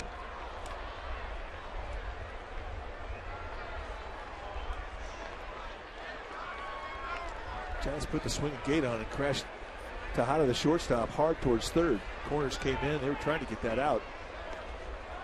But with all the moving parts of defense, Tony La Russa let Jay swing away.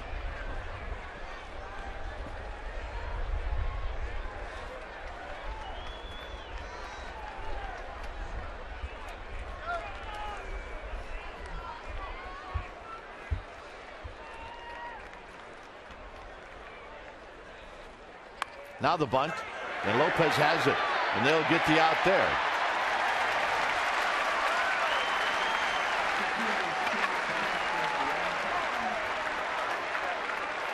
Well, that's a big mistake. Not being able to execute the fundamentals. They kept Sandoval back, and became an easy play for Javier Lopez to get the out at first, not even close. And only the speed of Jay prevented a double play.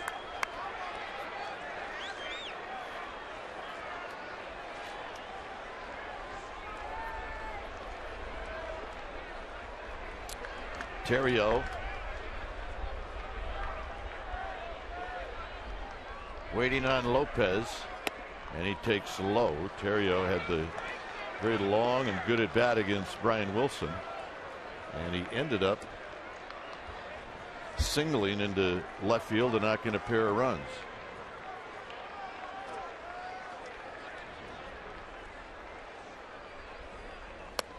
Two and 0.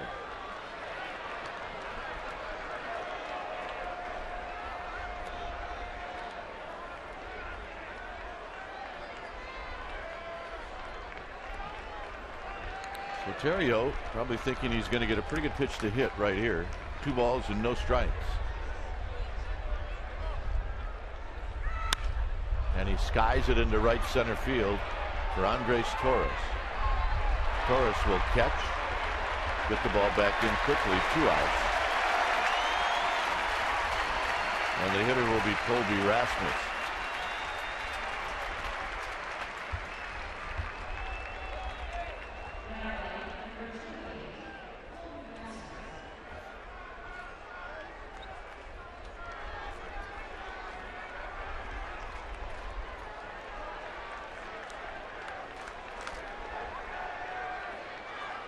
According to our numbers, Rasmus has never faced Javier Lopez before.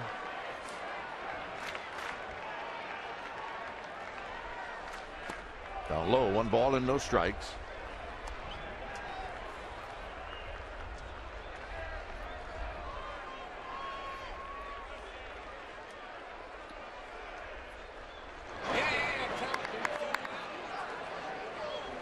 That's one guy the Giants would prefer not to pitch to in this inning. Albert Pujols on deck. Or the rest of the game. Yeah, I think that's an excellent point.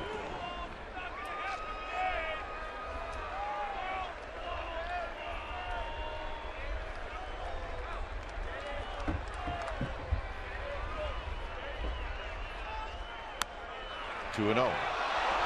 So this becomes a pretty big pitch.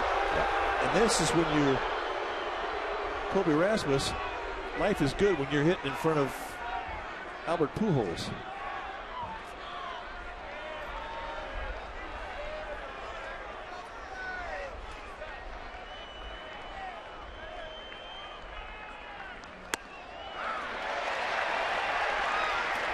Good pitch. Fastball taken with that inside strike. And the way he took that ball, I don't know if he had the intention of swinging. And that's hard to believe, and get it in 2-0 count. Yeah, it is.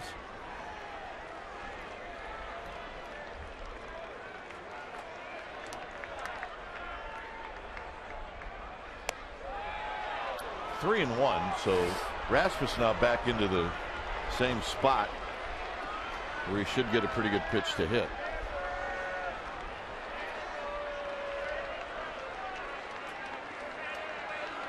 Descasso is at second. Jay is at first.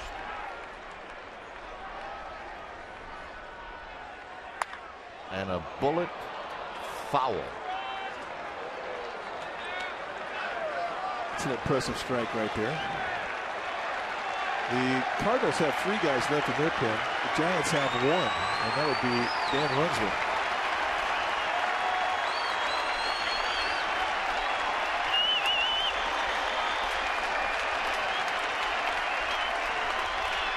3-2. Runners will be on the move.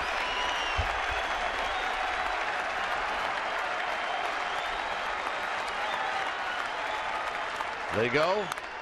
Foul back.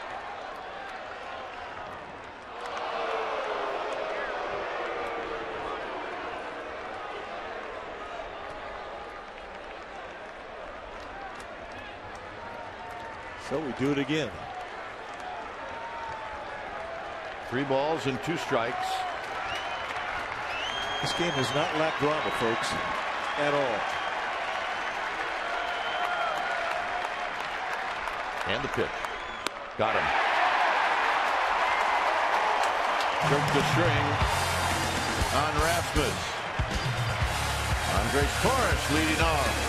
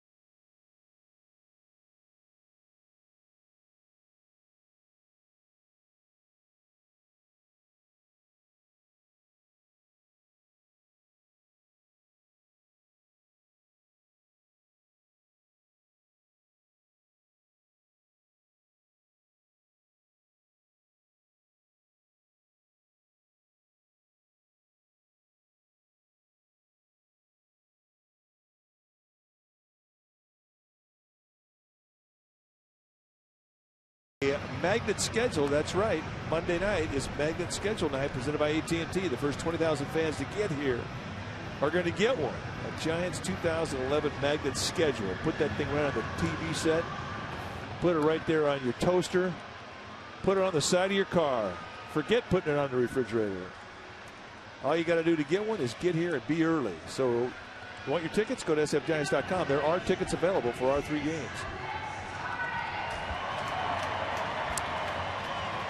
Well, a very good part of this crowd is still here. Oh, yeah. Snuggle up. Let's take a picture.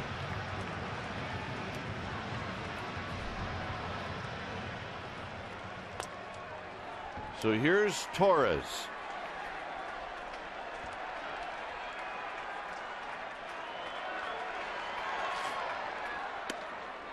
Dan Runsler is in the bullpen getting loose for the Giants.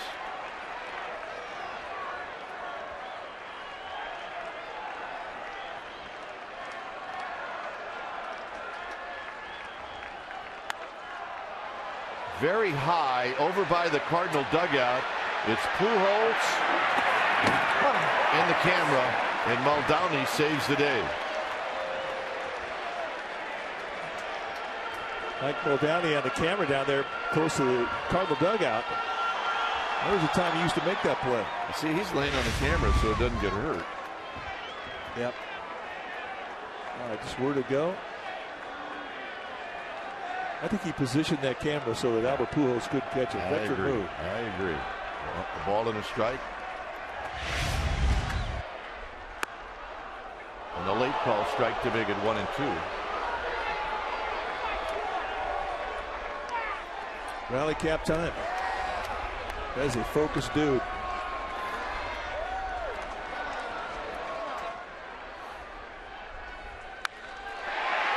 Base hit.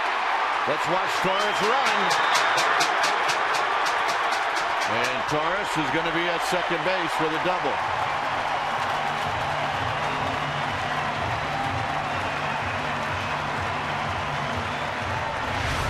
Nice 2-strike hit by Andres Torres. A little lazy fastball. Augenstein kind of lays out over the plate. Just drops it down the line with his speed. An easy double. And let's watch the track star start to dig. Pump those elbows. If Jay would have struggled at all with that, that's where those fast guys will just keep on going. Here's Freddie Sanchez. Pujols is right down his throat.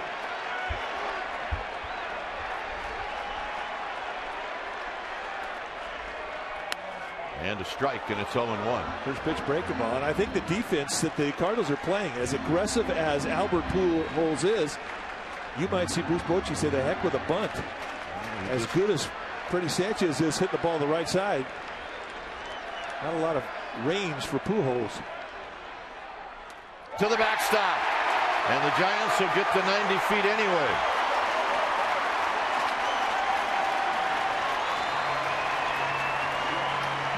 That is a gift.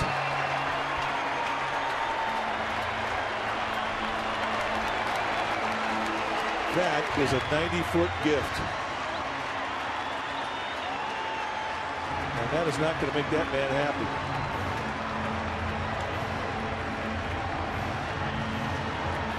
Well, the infield now has to come all the way in. Tony La Russa is coming out. Well, he's thinking about what he wants to do. I mean, who do you want to pitch to? I mean, they could walk 2 people here.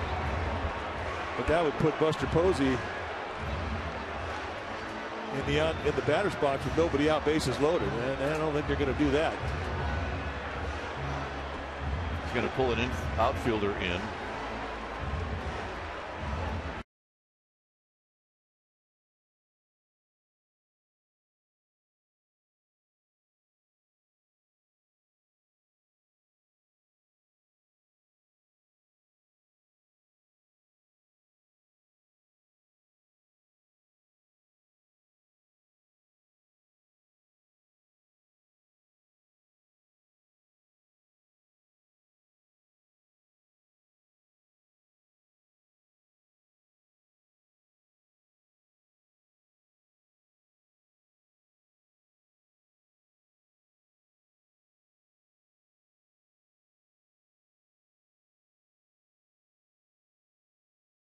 Right. 5 on the infield.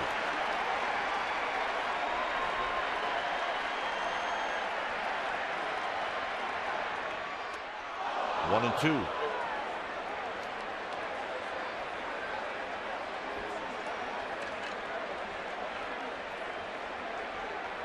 It is definitely a strikeout situation. Terrio right behind the release of Augustine. Ooh, and a foul back. Sanchez a good high ball hitter.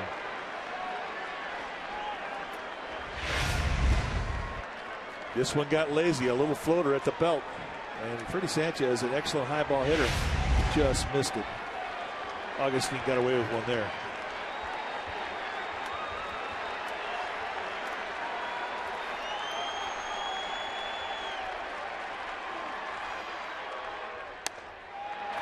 Two and 2. I mean, Augustine really can toy with Sanchez.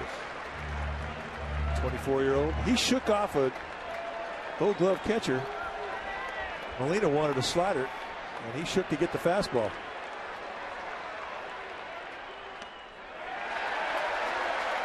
And that may have been another thing that Tony La Russa said: do not throw a strike, let him chase.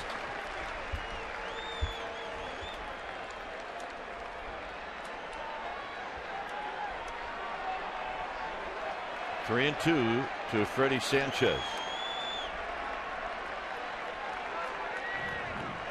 Now timeout is called. Well, Molina wanted the inside fastball. That's what he called. And Augustine shook it off.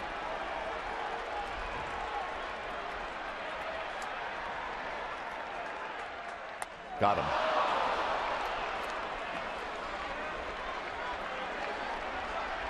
So Augustine gets the strikeout he was pitching for.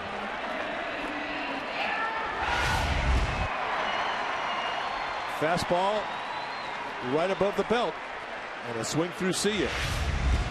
And that'll be up to Aaron Rowan. Well, last year, the home opener, Rowan got to hit in extra innings to win the game. He's been the guy who's been on fire. 5 for 8 so far this year. And he has had great balance in every one of his at-bats. And he's hit with a lot of confidence.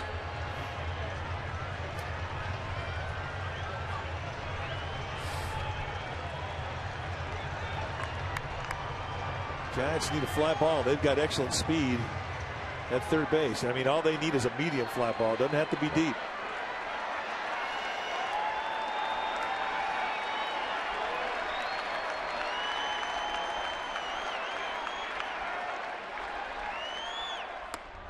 First pitch strike, and it's 0-1. And that was a backup slider. Watch Molina move to the outside corner. This thing just backs up.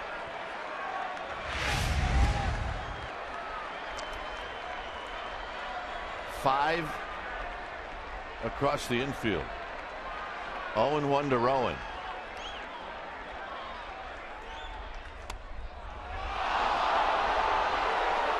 And somewhere in the Giants clubhouse, Brian Wilson is screaming. Wow. And that is a wide strike. We have not seen many of those. Well, it's up to Rowan now to make some contact with Buster Posey on deck. Does put you in a hole, and Rowan knows it.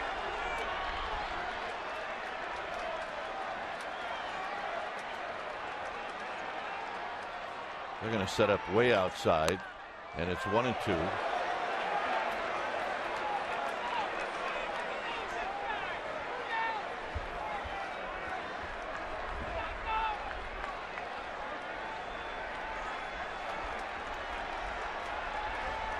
One and two to Aaron Rowan. On the ground, and now they've got Torres in a rundown, and it's up to Rowan to get into scoring position, and Torres is out, and Rowan into second base. Nice play by the third baseman. Actually, in is the left fielder, Craig. Now you score this 7-2-5, and the point that Kite made about staying in the rundown long enough to get a runner in score position is exactly what Torres enabled Rowan to do. Now Craig will go back out to left field. And they're going to walk Posey. And they're probably going to walk Sandoval.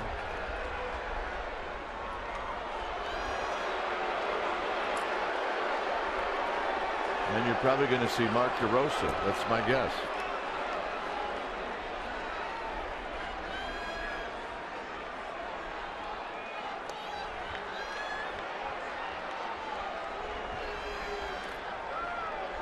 Well, I agree with you. I think that's going to be La Russa's strategy.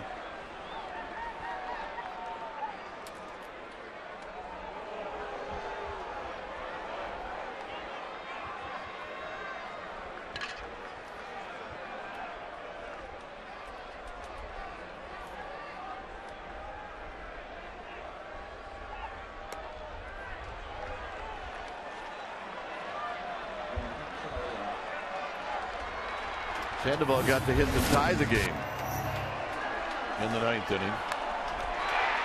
And that has been his 3rd hit of the day. Second 3-hit game in a row. Closed out the road trip with a 3-hit day in San Diego. So they're going to walk Sandoval as well. And it'll be DeRosa.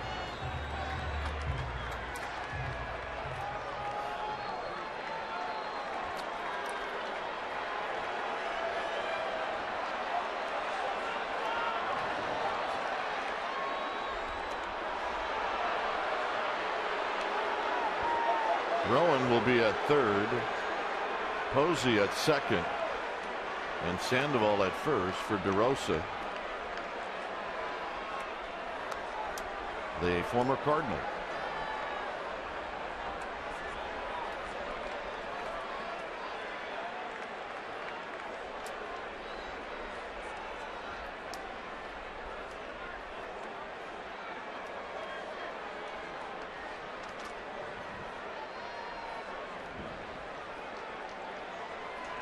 Tell Mark DeRosa in that on-deck circle. Getting ready to take his at-bat. He's never had an at-bat against Augustine.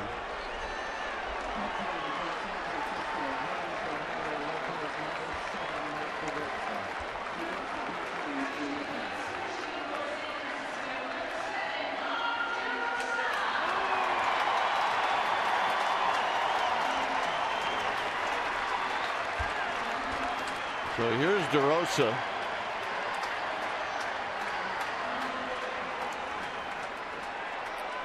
Two for 6 on the season with the bases loaded and 2 outs.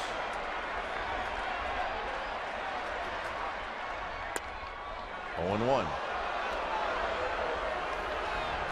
Just a little nickel slider to get the quick advantage.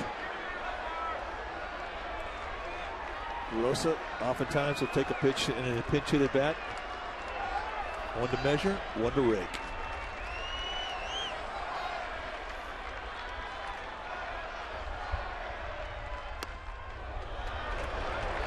Tried to shave that outside corner again, but missed. It's 1 ball and 1 strike. Cardinals straight away in the outfield. They do have a force at every base.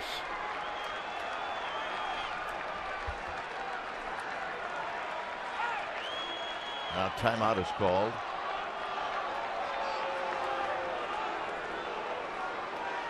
Straight away defensively. DeRosa, the type of hitter that will use the whole field. 2 balls and a strike. And he knows the strike zone. He will make it come in. Not often will he chase.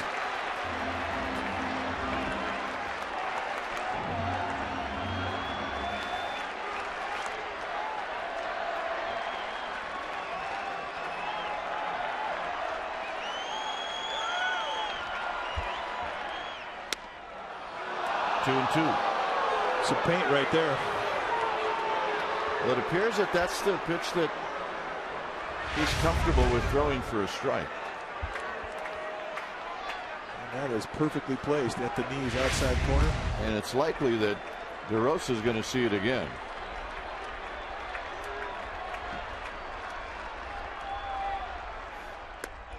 Got him.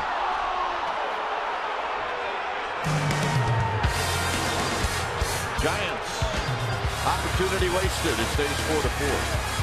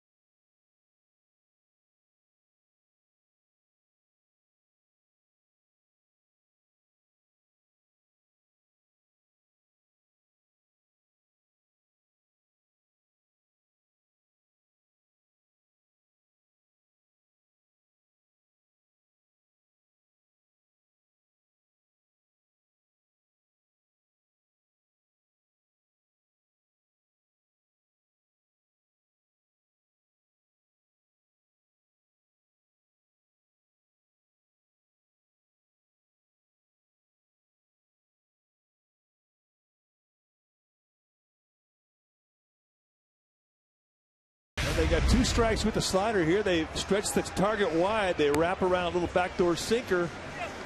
And Augustine gets the call. DeRosa left standing with the bases loaded, and we go to the 12th. Somebody's going to be upset with that call. Yeah. It's either going to be the guy on the hill or the guy at the plate. Runzer will face Albert Pujols.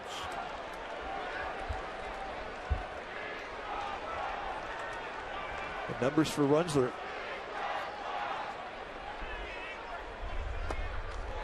One ball and no strikes to Pujols. Runzler's first outing in Los Angeles through 2 innings of perfect baseball, 6 up, 6 down. And then his second outing was not as clean. He was the losing pitcher. Hit well into left center field, but in the park. And Torres will track it down. Dan Runzer can give you a lot of different movement on that fastball. Very, very live fastball.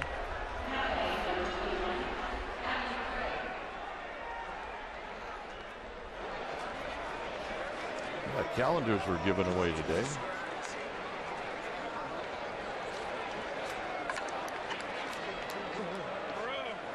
Here's Alan Craig.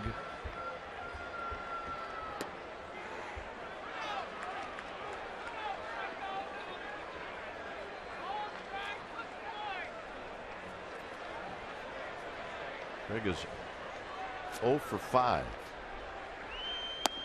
With 4 strikeouts. 2 balls and no strikes. He's got himself a sombrero.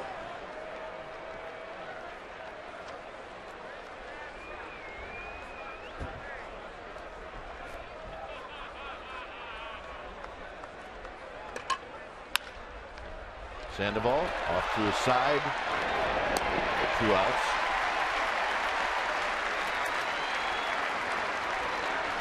Yeah. Couple of Twinkies. First game, you think? Oh, yeah. Yeah, this is a good time for mom and dad right now. Oh, yeah. That is a great time. What you used to tell me, you wake him, you take him? That's the rule at our house. I used to come over to your house, bachelor. You had little ones. First thing you told me, you wake him, you take him, baby. We have a simple rule in our house. I was a little bit more quiet the next time I came around. Hey, that applied to delivery guys too. FedEx comes to the door, that doorbell wakes him, that FedEx guy's walking around the block. Here. Simple rule. Good breaking ball, 1 and 2.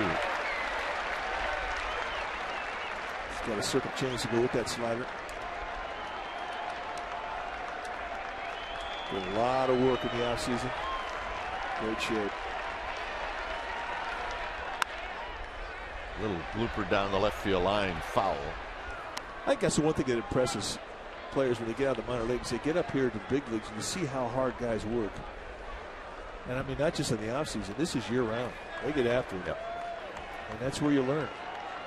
Whatever work you think you were doing in the minor leagues, you have a tendency to crank it up a couple notches.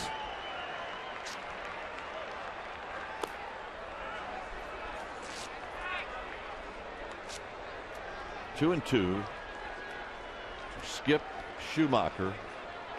For the Giants in the bottom of the 12th, Brandon Belt will lead things off.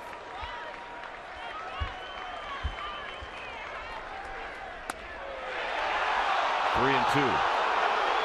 Just missed. And there's about 42,048 fans here that disagree with Bruce Dreckman.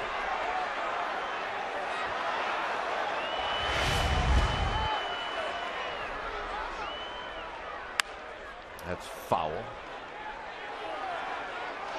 Look out, ball dude. Jim Vernies. Here's the pitch that lit the crowd up. They thought it was strike 3. This guy is not happy. 3 and 2. Slowly hit to Sanchez. And that'll be a 1-2-3 inning. The run for Brandon Belt. Once again, will lead things off.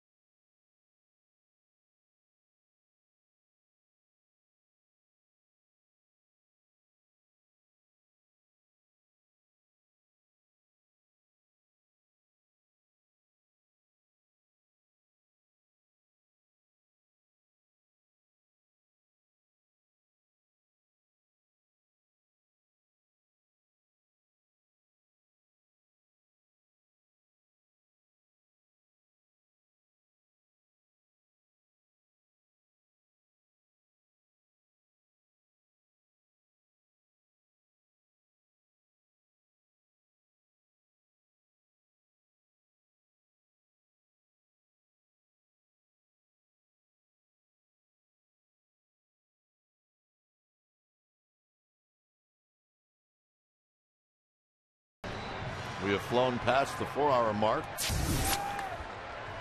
There you see the numbers for Brian Talent. 6'6", 220-pound lefty.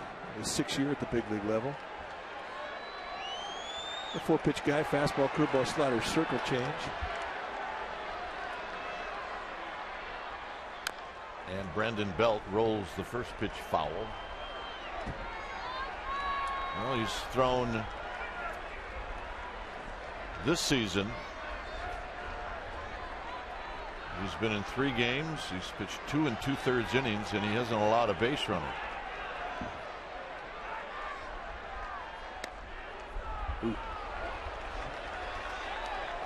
Think about Talent. He's not going to pressure with a lot of velocity. He has to move the ball around. He has to change movement, and he has to be pretty fine with his location.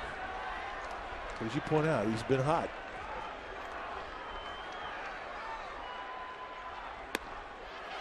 Well, Belt now has seen maybe everything. It's 1-2.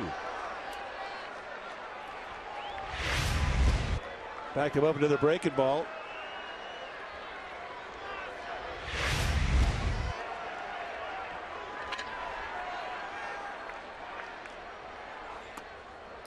Way outside, 2-2. I think they just want Tim to lean a little bit. I think they're trying to set up the inside corner with the fastball.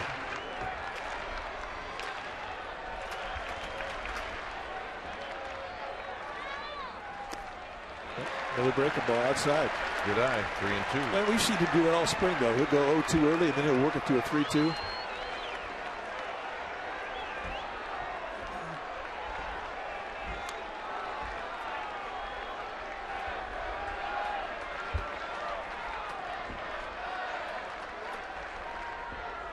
Foul back.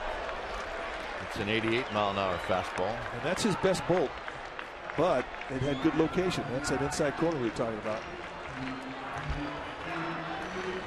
Brandon Belt wanted to go for Bruce Dreckman if he swung at a strike. Did you trust it when umpires told you that? No, not at all. 3-2. Got him.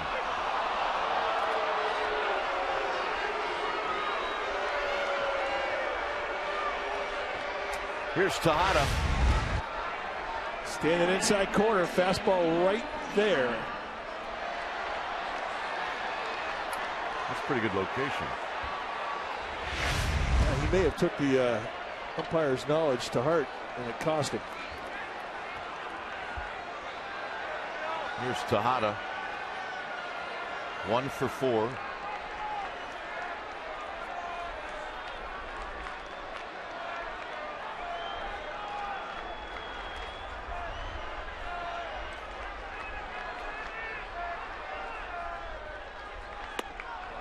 No balls and 1 strike. Tejada going for it. Well, he's already hit one out of here today. His first as a Giant back in the 6th inning.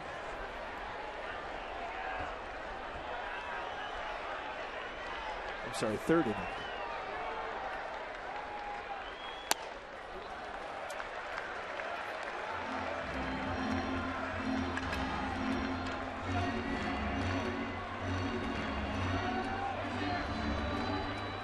If you've got pop in your bat, I mean, this is the time of the game, tie score. You're the home team. You can't help but think that, you know, I'm going to get a little greedy here.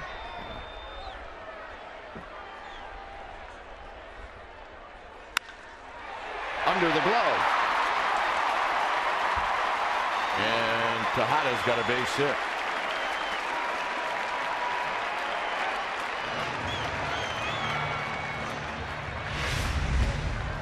They sit in the outside corner. This thing cuts right middle end, and we always talk about how strong he is to that side of the plate. Puts a sting into it. Goes right under the glove with Descasso, and the Giants have a base runner. Nate Scherholtz blooped one down the left field line for a base hit. He's 1 for 3.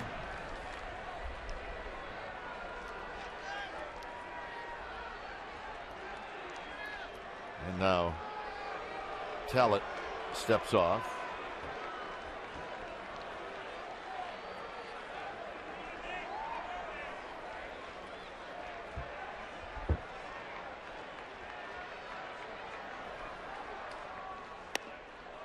Sherholtz watches that breaking ball. 1 ball and no strikes.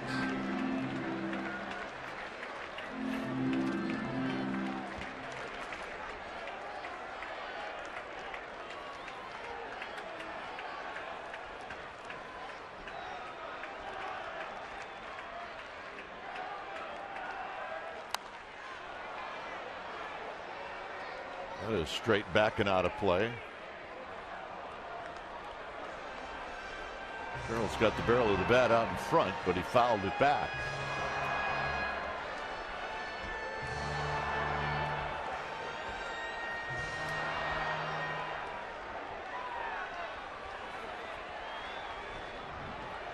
Very deep in right field is Jay.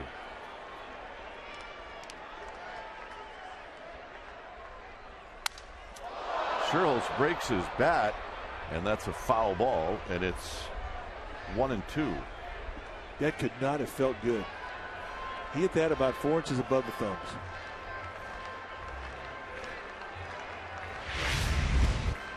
Fastball. Ouch.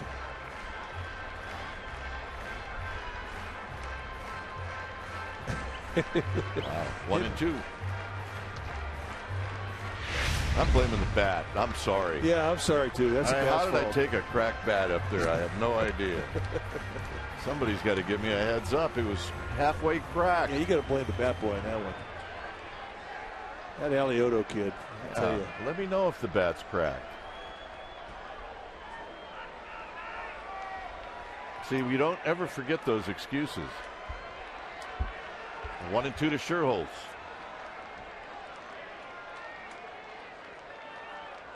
And now throw to first, and Tejada is back. Talent is not very quick out of the stretch. I mean, you can imagine 6'6", 220. He takes a little while to get that body unwound. He's been between 1.4 and 5 and 1.65 in his delivery, but he does have a good move to first, so you're not going to get a great jump.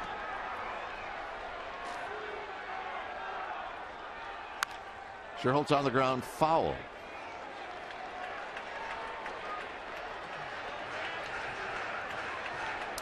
Starting pitching and Eli Whiteside. That's what's left for the Giants. For the Cardinals, Matt Holliday, and in the pen are Batista and Moat.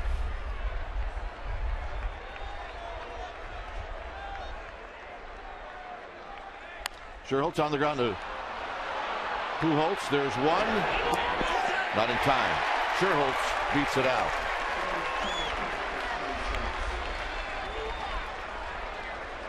Bang, bang play at first. Giants may have got a break.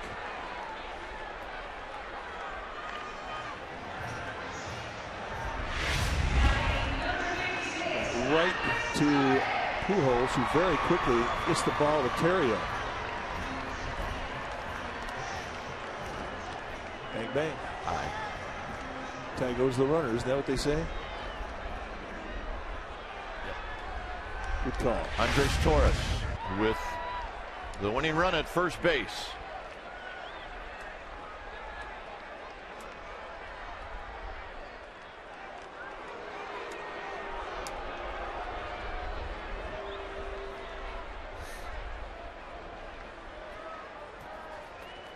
Sherholtz tried to steal back in the 10th inning. He was shot down by Yadier Molina.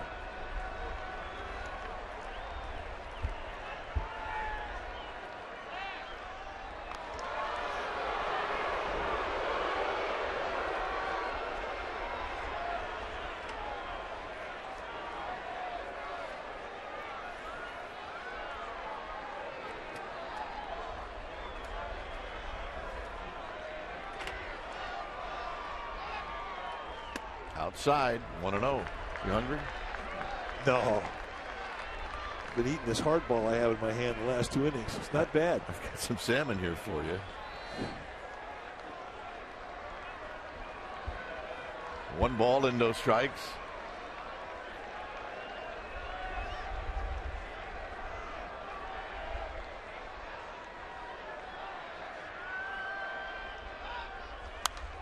Popped up and out of play. And a good friend bring us some smoked salmon before the ball game. And I'm assuming when it says Giants on that salmon, that's pepper. Well, it's either that or fungus, but I'm going to say it's pepper.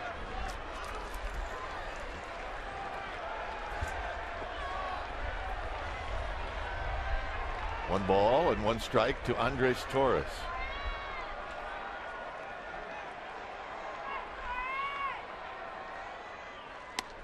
High. So this is what one of our great fans gave us.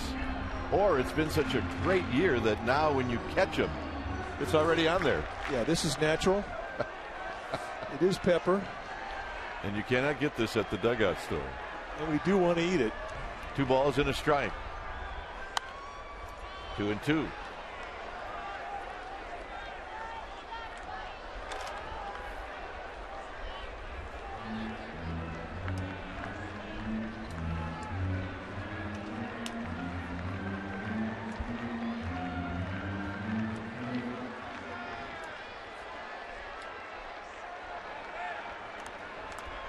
Two and two to Andres Torres. Foul back as Torres got a piece of it. He had good balance in that swing. That was a 76-mile-an-hour slow curveball that he was not fooled on at all.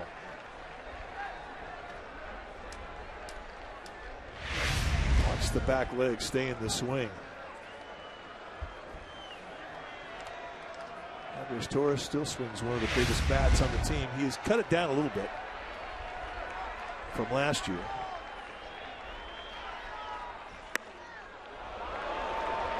Ooh.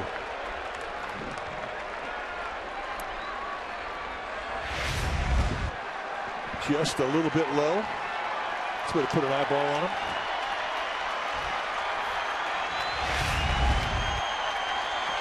Three and two. Sherholtz will be on the move. Do not get picked off.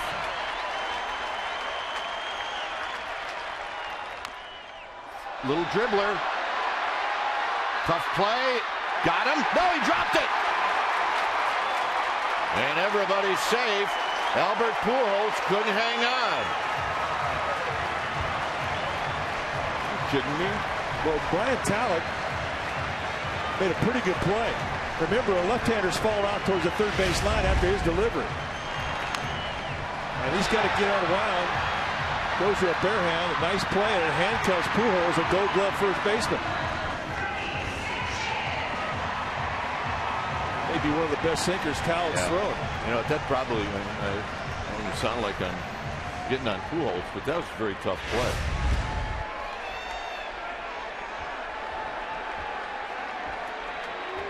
The winning run is now at third base. They called it an E1, which I don't agree with. Torres goes, and there's a breaking ball for a strike.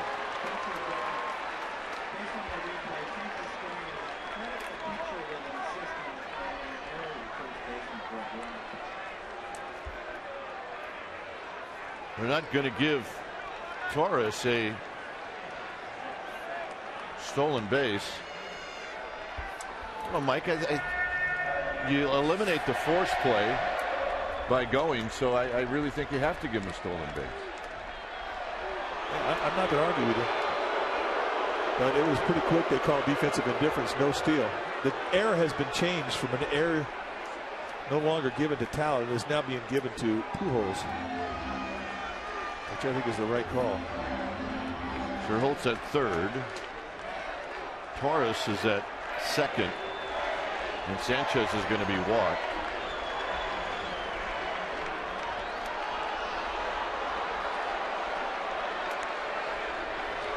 I find this an interesting call with an 0-1 count. He could play with him a little bit, right? Yeah. And as hot as Rowan has been, Tony La Russa kind of feeding the hot hand.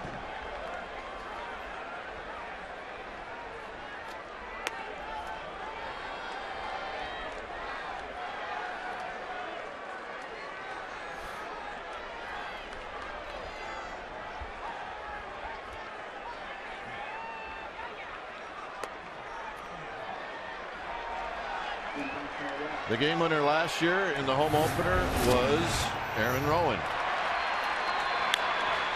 Atlanta's Chris Medlin, the pitcher. A desperation heave, and it did not come up well for the Braves, and the Giants fans went home happy. And here's Rowan. Rowan, an opportunity to win it in the 11th. Hit a sharp ground ball to third. And the base runner at third. Schuholtz was tagged out. Actually, it was Torres. And Rowan takes high, 1-0.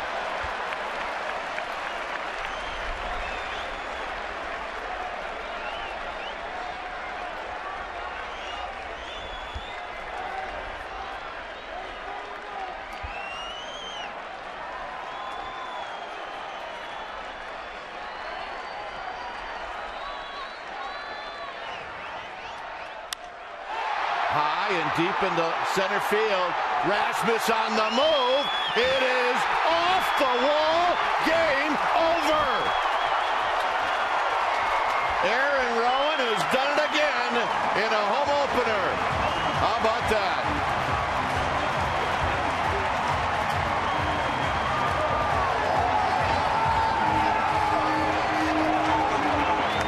Just an improbable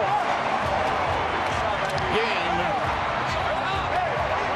and a huge win for the Giants. And the Giants hung in there.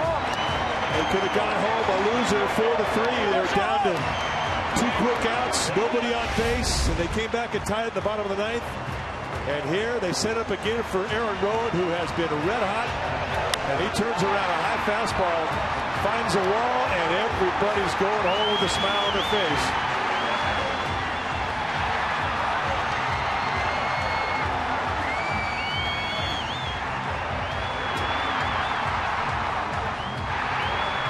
Well, Rowan says, that's what I'm talking about, is he is the hero in this ball game here at AT&T Park as it goes 12 innings. Final score, the Giants beat the Cardinals 5-4.